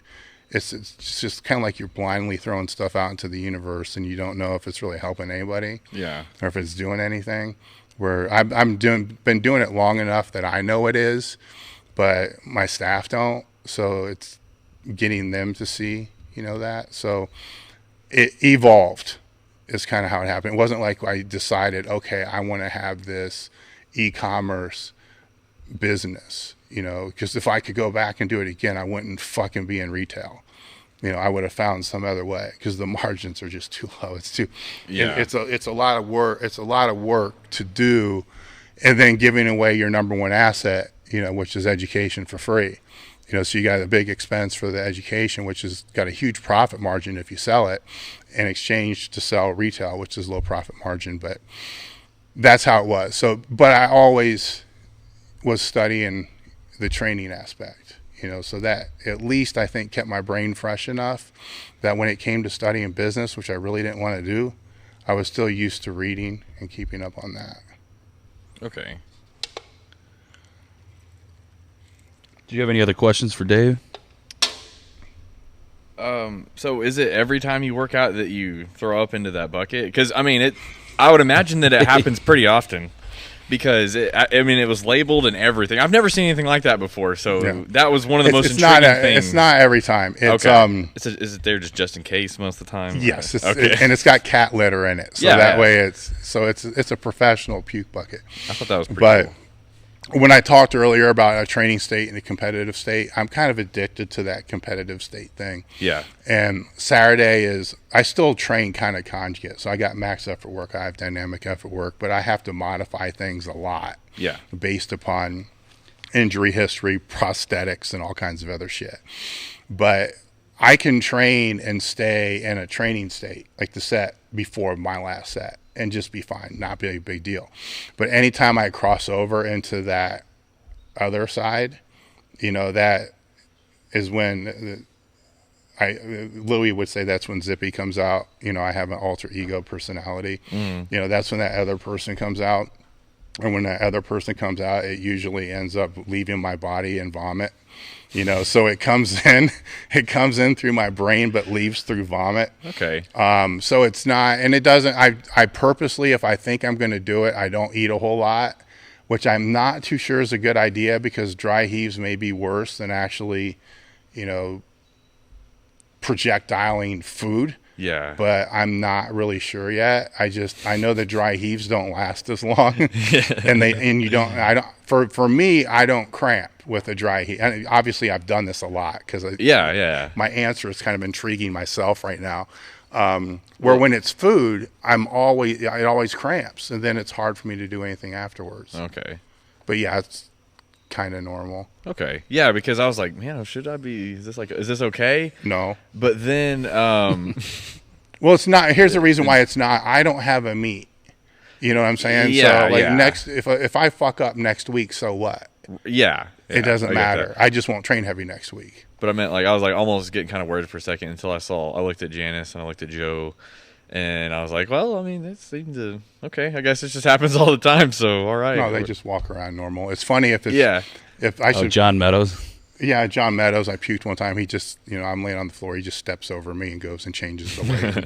It's just it's a normal thing. If they see something that's abnormal, like my body starts convulsing or something like that, I'm sure they would call 911, but they know as long as I'm stay on my feet and keep moving, then you're fine. You're never on your feet, though, in those cases. I do now.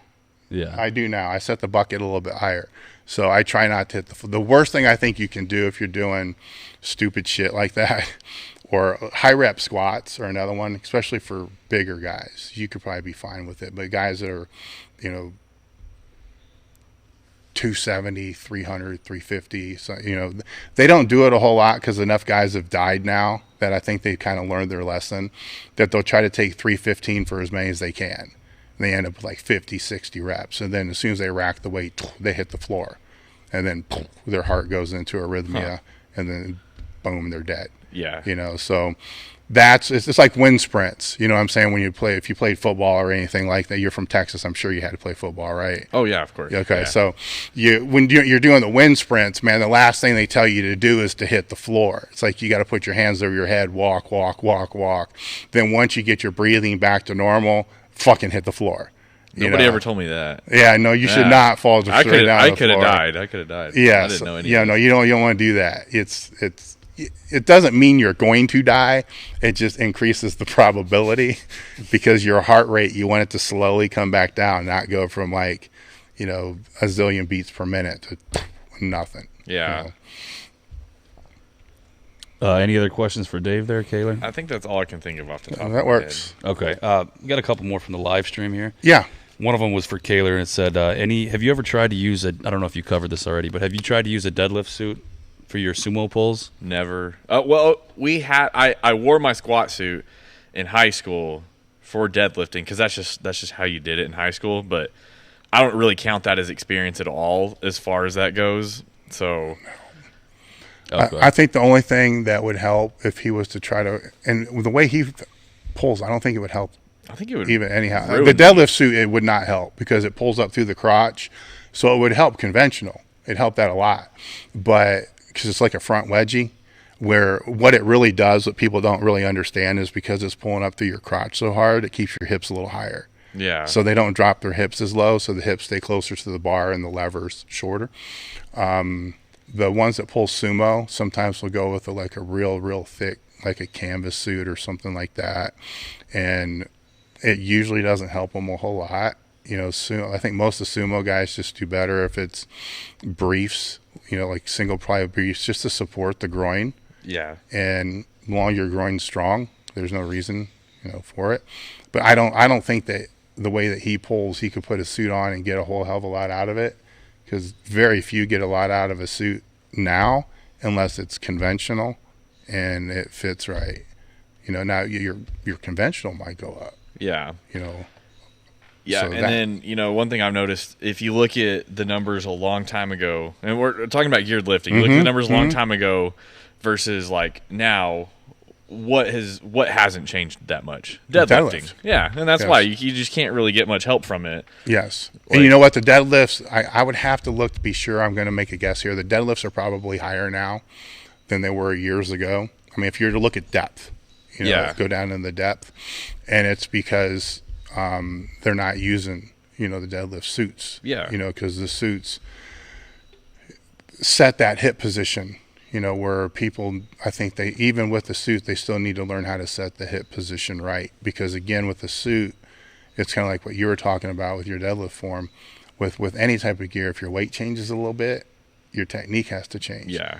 Or you can't grab the bar. And there's nothing more embarrassing than going out to deadlift and not be able to actually grab the bar. Has that happened to you before, Dave? No.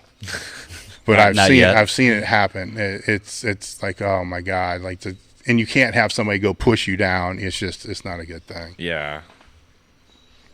All right. Here's one that you've probably heard 8,000 times, so we'll get it out of the way quick. But what is your what's your diet like currently? If you want to touch upon that. If you don't want to, we can go to the next one. Just be truthful, man. Just Okay. straight up. Yeah, so I eat decent. I have to eat a lot. You know, I'd say during the week when I work and stuff, like, you know, and I'm up since like 4 or 5 in the morning, I'll eat around 6,000 calories a day of halfway decent food. Sometimes upwards of like 6,500 if I have that pizza for dinner instead of like my other food or something like that.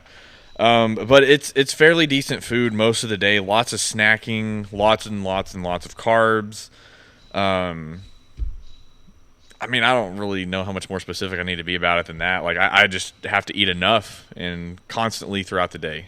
So I don't think you need to go more into that Yeah. because I Yeah, think no, I think the misconception is everybody thinks that, you know, all the top strength athletes are following some kind of strict nutritional protocol, where that is actually the furthest thing from the truth. I mean, they're eating as much clean food as they possibly can, but they're filling their caloric needs to make sure they're not losing weight, gaining weight, or whatever direction they need to go in. But convenience is usually going to, for at least in my experience, convenience is always going to overpower any of the other, yeah, you know, meal prep shit. yeah, You know, and it it's just like I depends. do meal prep. Like Yeah. I have time to make food at home all day long, and when I'm at work, I bring stuff with me. Like I'll eat like a whole box of Uncrustables. Like while I'm at work, just up walking around having little snacks, and I have like little bars like those big 100 bars by Metrics or whatever that have like 400 calories. I'll eat like one of those. I'll eat some Cliff bars. I'll drink milk. You know, just little things like that all day long. Just whatever I can fit in and when I can fit in. Eating is a huge priority throughout all day, every day. It's like one of the most important things for me. Because if I don't have that, everything else kind of falls apart. Yes. Yeah, So- makes sense. So when you were in the bathroom, we answered a question Dave answered. That was, somebody asked if Dave saw any similarities between you and Ed Coan as far as mindset and personality, as far as maybe why you guys have some of the success that you do. And the person wanted us to re-ask the question and see if you thought there was any similarity between yourself and Ed Coan in that regard. If not, we can move on. It's like one of those questions that you shouldn't answer for yourself, like you comparing yourself to someone else. I feel like a third party has to answer that question. Yeah, and Dave said he You know saw what I a mean? little bit. I so- said the similarities are the uniqueness and taking the time to perfect your style of pulling. Like Okay. he had a modified deadlift, where at the time nobody was using a modified deadlift, but that's what worked for him. And then he took the time to dial it in the way that you take the time to dial your deadlift in. Yeah. And that's probably the biggest similarity is, you know, he could have very easily just listened to people that were saying, dude, why don't you just move your stance out wider? Because if you've seen him, it's, you know, it's a modified deadlift, but it worked, Yeah. you know, and he built the shit out of it, you know. So that's that. I mean, from mindset wise, I can't say. And I didn't mention earlier, but that's kind of where I got that whole thing from. You know, when I first started kind of getting back into this and trying to learn as much as I could, I was watching a lot of Ed Coan stuff and learned everything I could from Ed. And so if there's any similarities between me and Ed, it's because I'm like just trying to follow in his footsteps, I guess, you know. The same thing with the pulling conventional to get better at sumo. Yes. Kind of picked up that little thing Yeah. from him too. There's like a lot of little things I've picked up from him that have just been simple, but making a world of a difference for me, like over a couple of years. So if there's any similarities, it's because, you know, I'm just trying to copy things he did. So Who were some of the lifters that you looked up to, or that kind of, you know, you said you started in high school. Was there any? Did you know of any power lifters that were at the top at the time? yeah, in high school, yeah, I remember one of the first ones was like Andy Bolton. You know, you know, because of course when you're like 12, you get online and you know, or in high school you're like heaviest bench press ever done. Like I'm pretty sure that's where everybody starts, and then that leads you to some squats, and then you probably see some deadlifts, and then I always thought the deadlift was cool, even though, you know, you and your friends don't know what that is when you're in middle school or high school and stuff. Like nobody really does any of that. But I remember watching Andy Bolton deadlift 1,008 pounds, and it wasn't even the first time he deadlifted 1,000. But I remember that was the first time I saw him deadlift 1,000, and I was like, that was pretty cool. You know, I was like, I'd like to have the heaviest something one day. I don't know if that's even like a possibility, but it's like that'd be so cool. You know, so I always remember Andy Bolton. The biggest deadlift is usually, if you're going to have one of the biggest lifts, it's usually one of the best ones to have, because if people do stay, I mean, that's the first thing. They got to stay. Most of the time people leave, you know, so you're deadlifting in front of your mom and 5 other people. That's the one that will put people on chairs. You know, they'll be standing on chairs and shit like that. Yeah, you know, that's it's the most exciting one. It seems like. Especially when you're the last one pulling. It's the last one of the day. It's a world record. It's in a position I've never been in, but it's a position I always wanted to be in, because it always seemed like, man, this is the coolest fucking position to be in. The squat's close, like but it depends, you know, because so many different flights. If you happen to be in a lighter flight, it's not going to happen. Yeah. If you're in the heavier flight and it's the heaviest dude lifting the Billy Andy, you know, squatting 11, whatever it is, you know, people standing on chair. I mean, that's the epitome of the sport. You get people to stand on chairs. That's a cool fucking thing. Okay. Somebody just commented and said, I hear Andy Bolton called you after the Kern. Is that true? And if so, what did he say, if you're willing to speak on that? How would that person know that he contacted me after the That is a I didn't very tell- good question. I didn't tell anybody about that other than like close friends. That's so strange. It's WW Strength Athletics is the YouTube username. Guess your friends aren't as close as you thought. Man, I don't know. So he didn't call me. He just sent me a congratulations. Yeah. That was it. Yeah. But Okay. I was like, I didn't tell anybody about that. That's weird. Unless that's Andy Bolton's burner account. Maybe. It's very possible. You know what? I think that, you know, that's a respect thing that I think happens more than people actually think it does. You know, just the behind the scenes DMs. If somebody breaks your record, you're usually the first person, Yeah. you know, to say, hey, man, good job. You know, and Sure. That's part of it, you know. people kind of they want to see all these rivalries and all this other stuff, but it's typically not what really happens. Right. All right, let's switch topics here. This one says, does Cailer use the visualization and meditation method when it comes to his deadlifts, main 3, similar to what J.M. Blakely was talking about? Do you do anything like that?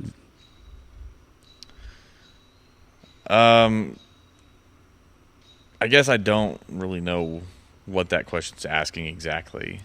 Let me break it down. Are you, obviously he's not meditating and he's not visualizing.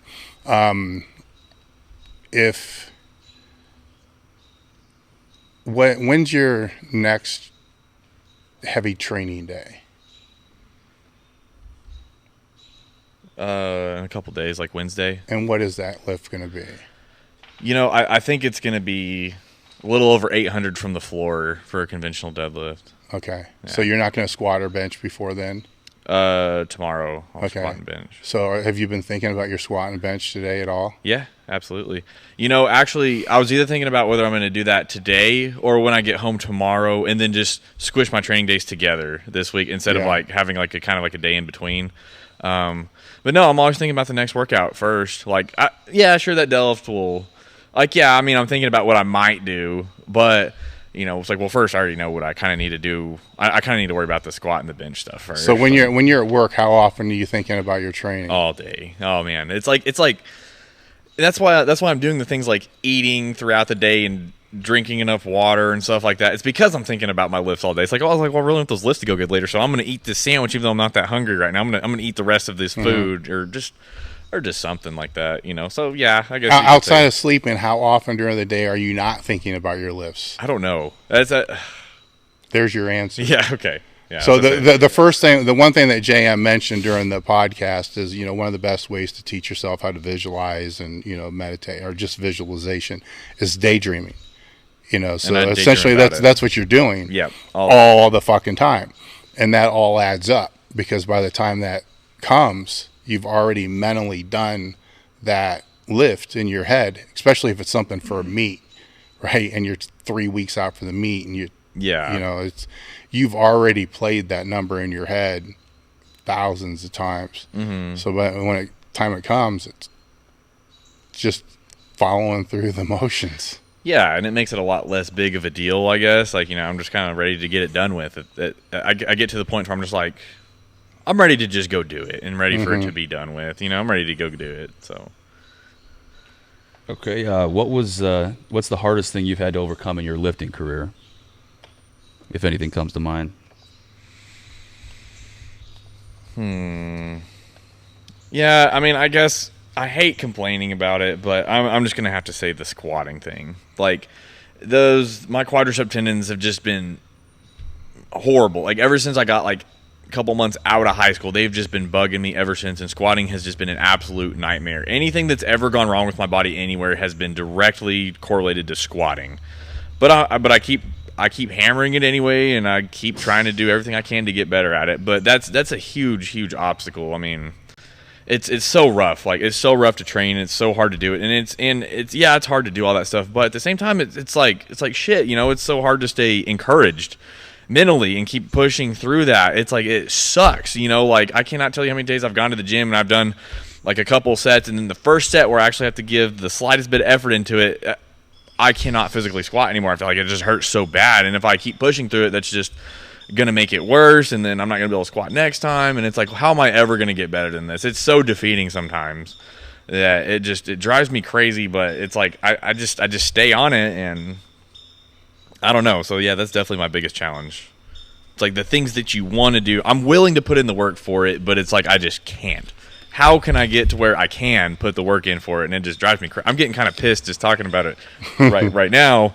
But yeah, you know, and it's whatever though. I mean, I think we all have something like that we have to deal with, and you know, don't be a pussy about it. I mean, you're not the only one. I tell myself, I'm like, I'm not the only one who has to deal with this. Like, I don't know what this person over here is dealing with. I think everybody has to kind of deal with that. In some way or another, whatever it might be, we all have something that's not as perfect as we want it to be, and you have to find a way. You have to find a way around that. Like, you have to find a way to overcome that, and that's when you learn how to be successful. Like, that's what's going to make you successful. So, Okay. yeah, didn't mean to turn that one into like a rant. No, that works. So that's Okay. So if you've been asked this one a bunch, I apologize. But have you ever had thoughts on going up in body weight to try to take other records? And after that, Dave, what kind of records do you think Cailer could take if he were physically heavier? Or would that make a difference for him? All right. So, the bodyweight thing, I get it a lot. They're like, dude, bulk up and break Eddie Hall's record. And I'm like, trust me, I'm doing everything in my power to gain weight. Like, I think people don't understand. Like, it's very, very, very difficult for me. My body wants to be at like 175 pounds, like when I graduated high school. The fact that I weigh as much as I do right now is like, I never thought, I didn't know if I'd ever weigh as much as I do right now, ever. So I'm going to keep trying everything I can do to get heavier and heavier and heavier, and it's always good weight too, because, you know, I eat a halfway decent diet. Like, I kind of know what I'm doing with training and stuff. Like, you know, and it's like I always put on decent weight, and every time I put on weight, I get stronger. So I'm always just trying to put on weight. I'm not worried about a weight class right now. I mean, obviously, if I'm weighing like 223, yeah, I'm just going to maybe cut a couple pounds of water to get to 220, but I'm not worried about a weight class at all. I haven't been for like at least 2 years now, and I'm only worried about getting bigger and getting stronger and just being as strong as I can possibly be. And so far, that's helped me out a lot, like as a lifter. So yeah, you can tell that person, or if they're listening, that's kind of where I'm at. what do you weigh right now? 215, 220. All right. I think that he could definitely go 242, but it's going to take time, because he's got to. I don't think that. I mean, do people know how old you are? Half the time. All right. I mean, 25 years old, right? 24. 24, 25. So, I mean, his metabolism's still a fucking inferno, and he's got he was a smaller kid with a really fast metabolism. So he's still, 8,000 calories to him it's a lot of fucking food, but it's still a lot of food to anybody. And it may not be enough, so as you get older, your metabolism will get slower. It'll be a little bit easier to gain weight just because that's kind of how the body ages. Yeah. But you're 4 years, who knows? I mean, everybody ages differently. So say you're 4 years away to where it would be pretty easy for you to get to 242. Your fingers are long, but they're not like Eddie Coan long. They're long. Have you ever measured your hand next to Ed's? I think they're close, but his are just like really wide this way. Yeah. To where it's that right there is really optimal, and you use a hook grip, but it's optimal just for pulling in general because you can get your hands. Yes. You're not going to deal with the grip issues. The heavier you get, the fatter your fingers get. Where I think 242, you'll still be okay. You won't have those issues. You get into the 275s, now you're going to really start dealing with some issues. Personally, I think 242 would be optimal, in 4 or 5 years. I think so. To push higher than that, I think you're going to start, it becomes a balance game. Like, is the 50 pounds more on the squat going to be worth the 50 pounds or 70 pounds off the pull? Or could it be 150 on the squat and 50 off the pull? You just don't know until you get there, because then your hands are going to get fatter. It's going to be harder to hook grip. It's going to be harder to hold the bar. Your quads are going to start to fill out. They're going to become fuller. So now you got to pull. That makes it harder to deadlift. Yeah. Yes, you got to pull over your quad now instead of, you know what I'm saying? Where you see a lot of people miss, you think it's a grip problem, but what they're actually doing is they're pulling into their quad and trying to pull the bar through their femur. Yes. You know what I'm saying? Instead of sliding up their leg through their femur because their quad's so damn big. Well, nobody's strong enough to pull through their leg. It's got to go up. So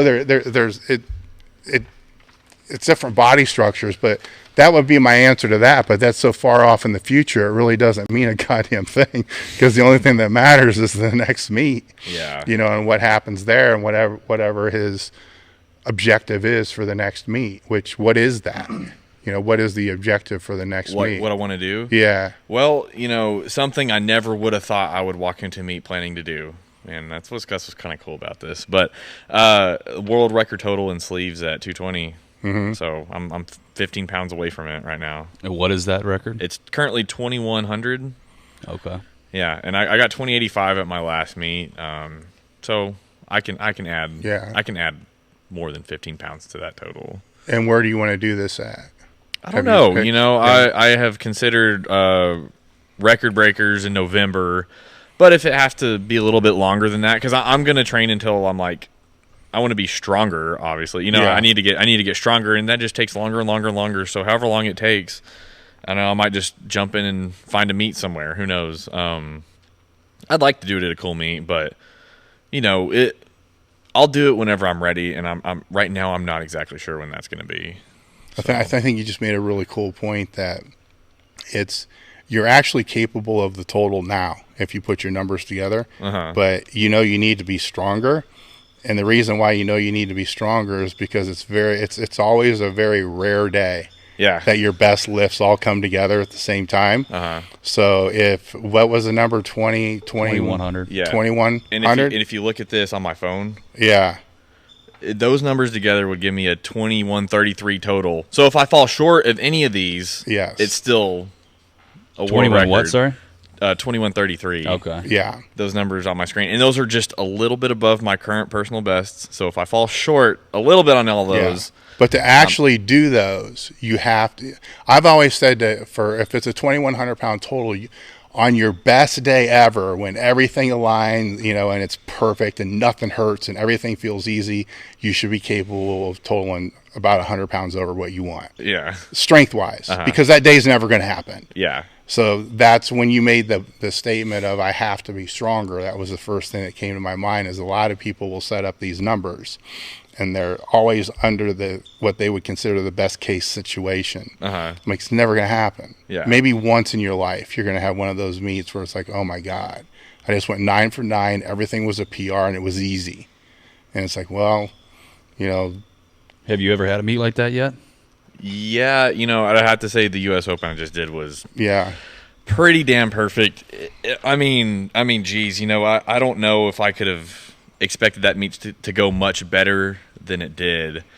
And now I'm just like, it's going to be really, really hard to do better than that. So I got some work to do. Yeah, I have so long to go before I feel like I can do better than that. Yeah.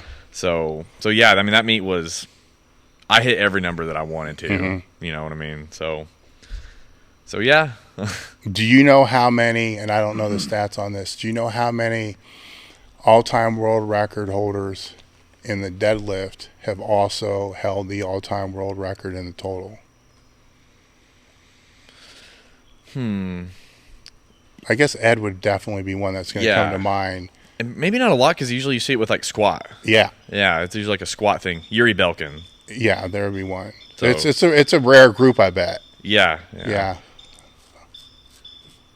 I'll have to look into that. I don't know how to figure that out, but it's be interesting. Yeah. Because that could put you in a really, really rare group. I'm kind of just weird overall as like a lifter. Like, I don't know, just my numbers added together, like the way I'm built, I guess. I'm just kind of different, I'm just kind of from It's working for you, so. You have to make it work for you. Yes. Yeah, that's true too.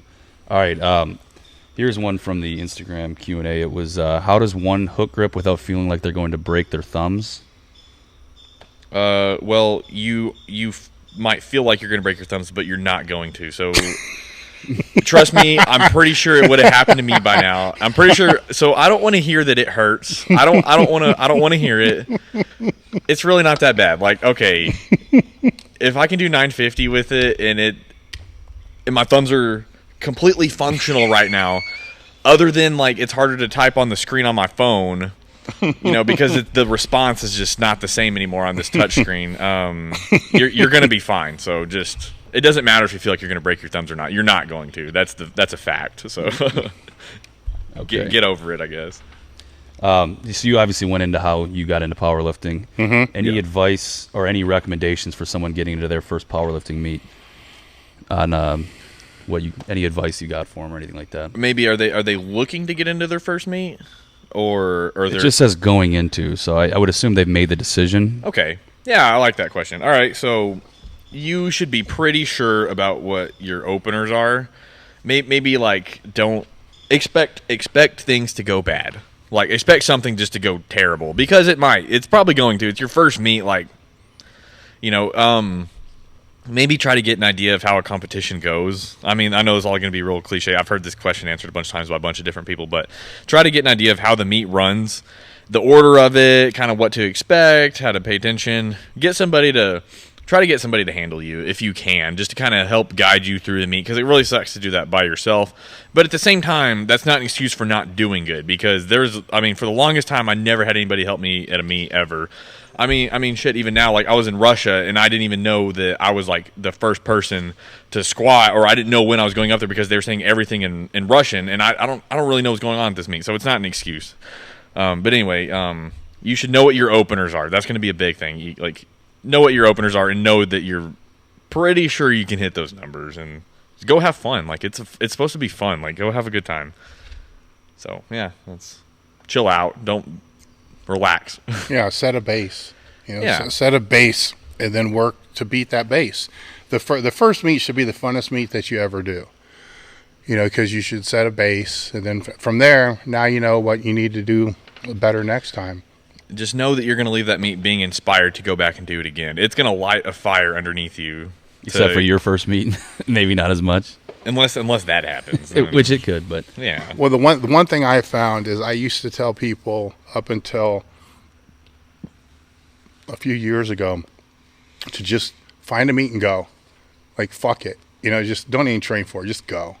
You know, because people will show you what to do. Don't wait. And just get your numbers and go. And then because there's so many new people coming into the sport, I realized that the more people do that, I think the less they stick around, because they come in, they do that, and they think that's the sport. But it's really the shittiest part of the sport. It's the worst thing, and it really is. And you talk to any lifter, this is the worst part of the sport. It's like the best part is the training leading up to the meet, the planning, the thinking, the programming, the figuring stuff out.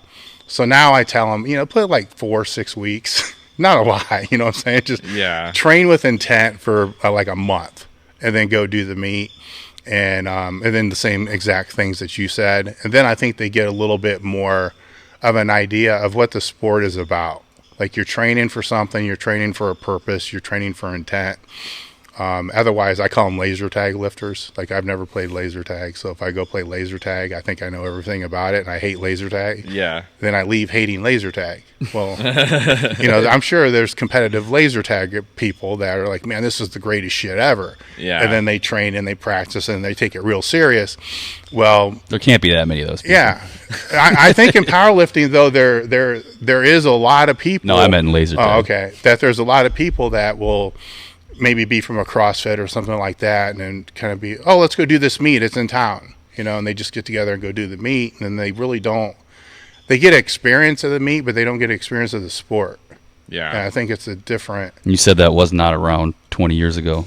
There was never. No, I mean, 20 years ago, you usually trained with a crew for 12 weeks or so before you went to a meet, but I'm sure people still did, you know, the same thing. It's just, I see a lot of people come in the sport and leave at a much faster rate than I've ever seen before in the history of the sport. There's giant holes in the bucket. So I like to try to figure things out. Like, why is this? Is it because they're coming in and they never trained for it?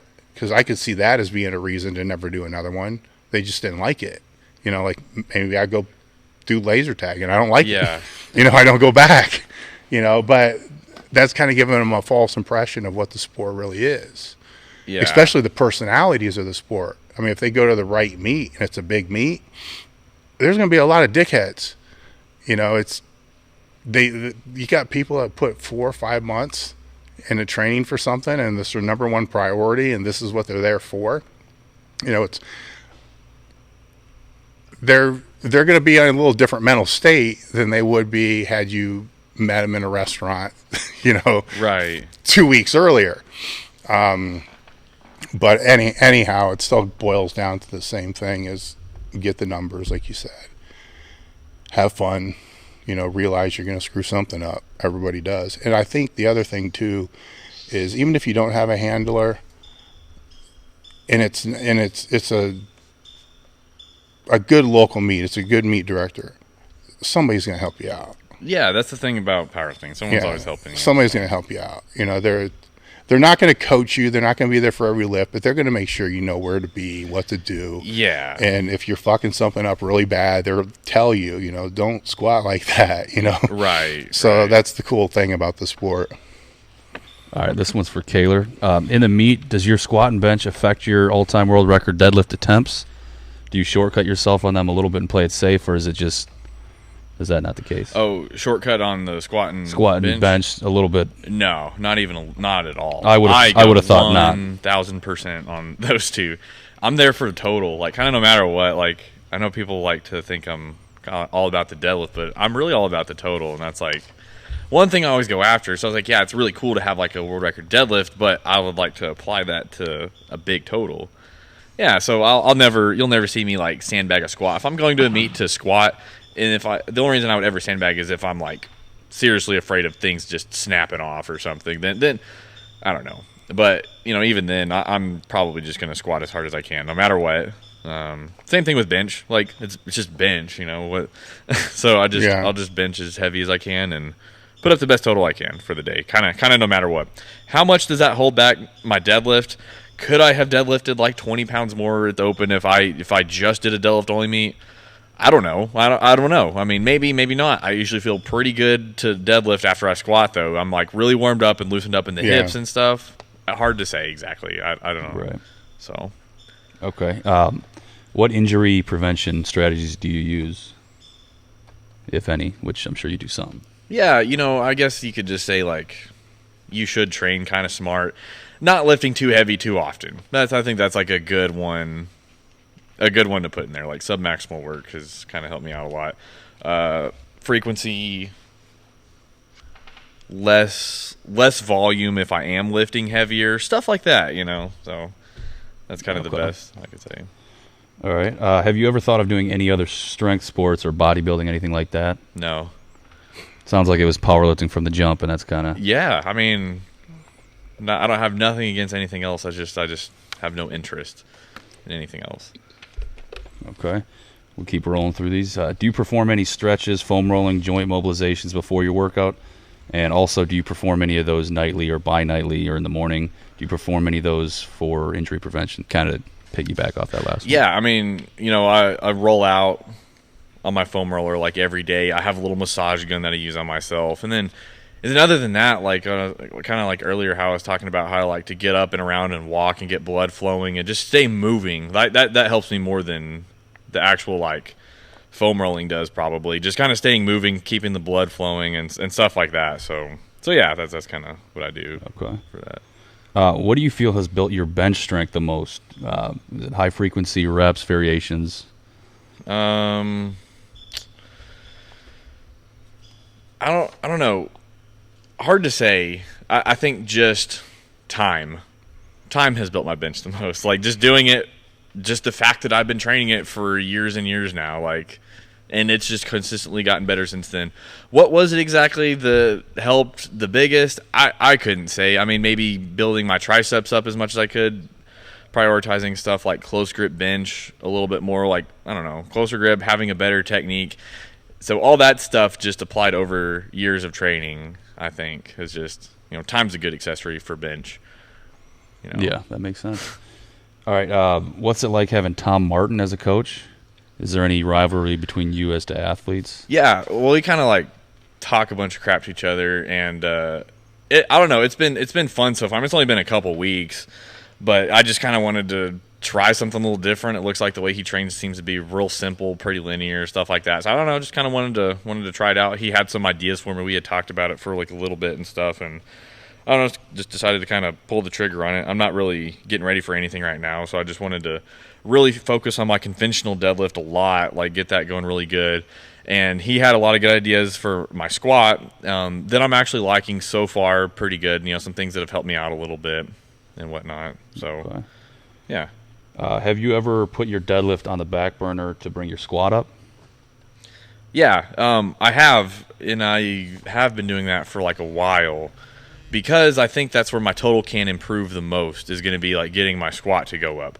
Because how much more is even left in my deadlift for like, I mean, especially if I'm looking at it in terms of like a year. Like if I'm looking at how much I can progress in a year, well, the number that I could get the most out of on that is going to be the squatting because it's the most undertrained one. Like, whereas I can train my bench consistently all the time. I can train my deadlift consistently all the time. They're not undertrained at all. My squat is undertrained due to injuries. So if I can just stay healthy and just keep training that squat, that's where I'm going to grow the most as a lifter. So that's why I will prioritize the squat over the deadlift a little bit. But at the same time, like I feel like if you're training halfway decent and things are set up kind of how they should be, nothing should really have to be on the back burner. I don't know, because deadlift is always just kind of there. I'm kind of always able to do it. And the way I space it out, it's not like I could just squat twice as much. Mm-hmm. I can only do that so much. I can only deadlift so much. Like I can't really substitute one day for the other. It would just be like I would just take away one day completely. So it wouldn't really make sense for me to just train one less hard because it's not like I can train one twice as hard. So. Yeah, I hope that kind of answers that a little bit. And a lot of these are going to be about the deadlift. I apologize, but Surprise, huh? yeah. So how would you cope with the mental barrier in your deadlift? Such as That's the whole question. But I guess like the what mental barrier? I guess. yeah. So that kind of answers that. Is that it's not specific enough. Yeah. All right. Another deadlift question here. All right. When you switch back to conventional, do you use your Sumo max for percentage work, or do you use your conventional max? I use my conventional mags. Yeah. Okay. Yeah. Let me see. Well, you already answered this one. It was how do you keep your weight down but your strength up? It's because you're not trying to keep your weight down. Yeah. I'm very curious about how you came into your grip and rip deadlift style and why you favor it to a slow wedge approach.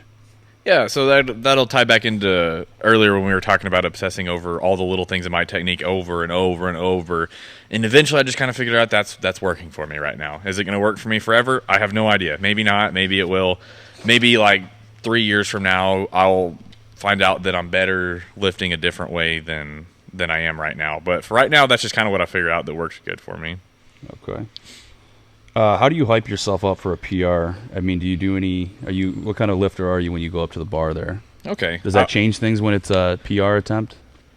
Well, sure. And I like this question because if it's a PR attempt, most likely I'm at a meet. That's enough hype for itself right there, I think. I don't know. So being at a meet itself helps me a lot with hype. Very rarely will I do a PR in the gym, which leading up to the Open, I hit a squat PR in the gym because it just fell into my training. It was appropriate. It wasn't a stretch. I wasn't overreaching by any means, and it wasn't like an RPE 10 if you had to put a number to it, I guess. But I guess even with that, it's like, and the same thing I tell all my lifters and anybody I've ever given advice to, it's like, when you're warming up for that lift, everything needs to be exactly the same. Set your feet the same way every time. Grab the bar the same way every time. Line up under it every time, like exactly the same way. And then when you squat it, well, don't squat it like it's 100 pounds and it's super easy for you to squat. Squat it like it's your max, Do that every single time, by the way. And so by the time you get to the heaviest one or the PR attempt or whatever, there's less room for error because everything can be exactly the same. And, just think. Like, you kind of keep your head cool about it a little bit. Yeah, I get excited, get worked up, but, like, kind of keep your head in the game, I guess. So. Okay. Somebody asked, what did you do this past offseason to increase your bench press and get your knees healthy enough to squat again?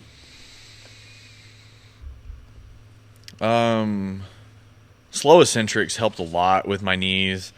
And then just I kind of stopped trying to do so many variations that hurt. So the thing that I could benefit the absolute most from for squatting would be like high bar squats with maybe a closer stance. Well, guess what? That just wasn't working out for me. That hurt horribly, and that would put me off weeks in training because I would try to do it one day, and then I'd be screwed for like the next couple weeks. So I just stuck to literally anything that I could do. Anything that I could do at all to keep my knees from hurting as bad, and just if I could make it hard, I would make it hard, I guess, like for squatting. But yeah, just as long as it didn't hurt, because if it didn't hurt, I could do it more often, and I could maybe keep pushing the weight on it a little bit. So that's what I did with that. I just did what I could. Bench, I don't think I really did anything super special. I tried to gain weight. And that helped out my bench the most. It's just getting a little bigger, I guess. So. Okay, what is your primary use of block pulls? Max effort type work or getting more volume in with less mechanical stress? I'm going to be honest right now. I've only been doing them for a couple weeks, so I literally have no idea what I'm implementing those. I mean, I guess I can see purpose for them for some people, this and that. What exactly am I getting out of them? Well, I don't know yet because I haven't really done it long enough to experience much of a carryover because I've never routinely done them. So I feel like I couldn't really sit here and say, hey, this is where I'm benefiting from them. Hey, this and this. I'm just trying something different because I've never tried it before, and something about it just seems like it could make sense, or it could not work at all. I don't know yet because I've never really done it. So I'm experimenting right now. Okay, and then this will be the last one here unless Dave has anything to add. What is your next and or biggest, most long-term lifting goal, if you've thought that far ahead? Because you obviously meet to meet Yeah. typically, but If I got 1,000 kilo total in sleeves, I'd be very happy with that. And if I were to die the next day, then I would die happy. No, I'm just kidding. I don't want to die the next day. But 1,000 kilo total, yeah, that'd be awesome. However I get there, I don't even care what the numbers are that adds up to it. Yeah, that'd be like my biggest goal if I could immediately think of one. anything to add here, Dave? Yeah, he mentioned several times throughout the questions that you threw out there that there were a lot of experimental things. So would you say that obviously you have an in-season, off-season? So let's say your in-season is an average 12 weeks. What would you say is your meat peaking phase? 12, 16? I could say 12 to 16. So 12 to 16 weeks. All right. So outside of that, so let's say in your off season, do you spend the majority, pretty much all off seasons now, experimenting and trying different things? Or is this something that you just started to do in the last few training cycles? Maybe not always training different things. So if we're talking about deadlift specifically, like I guess that's when I go back. I stop with the sumo, go back to the conventional, and keep doing the things that I have been doing that I know work to get better at conventional because they're still working. So until that changes, until it stops working, then maybe I would experiment with something else. Squatting, that's something I'll experiment with over like the last couple of training cycles. So maybe the last training cycle, I did a lot of front squats. I've never really done those routinely with like certain rep schemes and done them for a long period of time. So I did that, and I think it worked okay. And then bench. It's like I don't know. I try to just do longer ranges of motion, like close grip bench, incline, more overhead stuff. Yeah, stuff like that. So, but are you purposely trying to put different things in? Because you're not going to throw a lot of this crap in 12 weeks out. Yeah. You know, because the 12 weeks out, it's like I call them gold exercises. Like that's when all the gold stuff goes in. Yeah. Like this exercise, like bent over rows, they work great for your deadlift. It's like, okay, that's a gold movement. I only do those the last 8 weeks. I'm not touching them the rest of the year because I don't want to make it so it don't work. You know what I'm saying? So you kind of save it. Where in the off season, it's like, okay. If your squat, for instance, you're trying to figure that out. You know, the front squats were maybe not. So obviously, I'm going to say it probably favored maybe not because you're trying different stuff now. So it wasn't good enough to actually become like your deadlift where it's conventional moving to sumo. So you're still looking for that squat. Yeah, and the thing about the squat was I kind of figured out, so I did have good success with the front squats, but I figured out why. It was because I was squatting in general consistently. And I don't think it had anything to do with the fact that it was a front squat. I think it just had to do with the fact that I was training it. Like I could train it, and I was actually able to consistently train it. I think that maybe did more than the actual variation itself. Did the stance change, or did you use the same stance? I would narrow it a little bit because it was a way that I was it actually felt okay on like my knees and stuff to like squat that way just with the way it was loaded. It felt okay, and I think that's why I was able to do it for a while. I guess. Okay. So if you tried to do it now, it would hurt your knees. I don't think so. I think it'd probably be like decently okay. That's still something I still kind of do up until like the last couple weeks. All right, but now if the bar goes to like a high bar, then that hurts your knees. Yeah. So the front it doesn't, the high bar it does.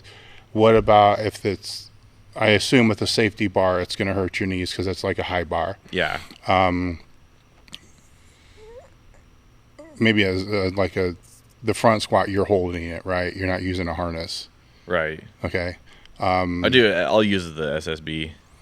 Okay. All right. Because like I said, there's a Zercher squat too, but that fucking kills your arms. But there's harness for that because that's way in front. Yeah. You see what I'm saying? And low, so it's going to be less torque. Yeah. You know, on the knee as well.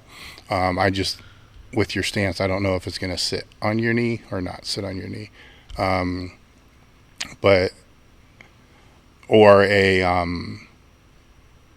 goblet squat, well, it's dumb as what it sounds at a high volume. It may be something that, or at high repetitions, could be something that may help strengthen the knee tendon, because you won't be doing sets of 6, 8, 10. I mean, you're going to be knocking out 15, 20, stuff like that. But it seems like that front position is a safe position because the biomechanics of your knees. Right. So if you were to drive that up with something to build muscle, the hypertrophy around there, that could be something to implement in, that you could actually implement in with the other stuff, just do after, because it's not like it's a main movement. But I'm wondering if the knee feels better because the vastus medialis and the muscles that are supporting the knee are becoming stronger because the weight's in front. You see what I'm saying? Yeah. Have you added any type of calf work, like seated calf raises? Because that also stabilizes the knee as well.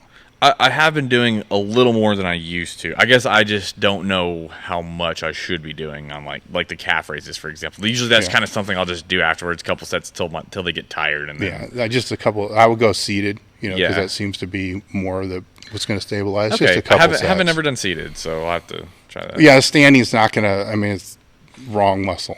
Yeah. So the seated, and obviously this is going to sound stupid because you're powerlifters and we're used to this. You ease into it because your calves can get sore as fuck really quick. But it also goes away. Think of when you played football. Yeah. You can train the shit out of your calves. You can train to a really, really high frequency. But the first couple of days of practice, you could barely walk because your calves hurt so bad. Yeah. But yet you never had to take a day of practice off. Or they would have killed you if you did. Yeah. But for some reason, after the first week, they quit hurting.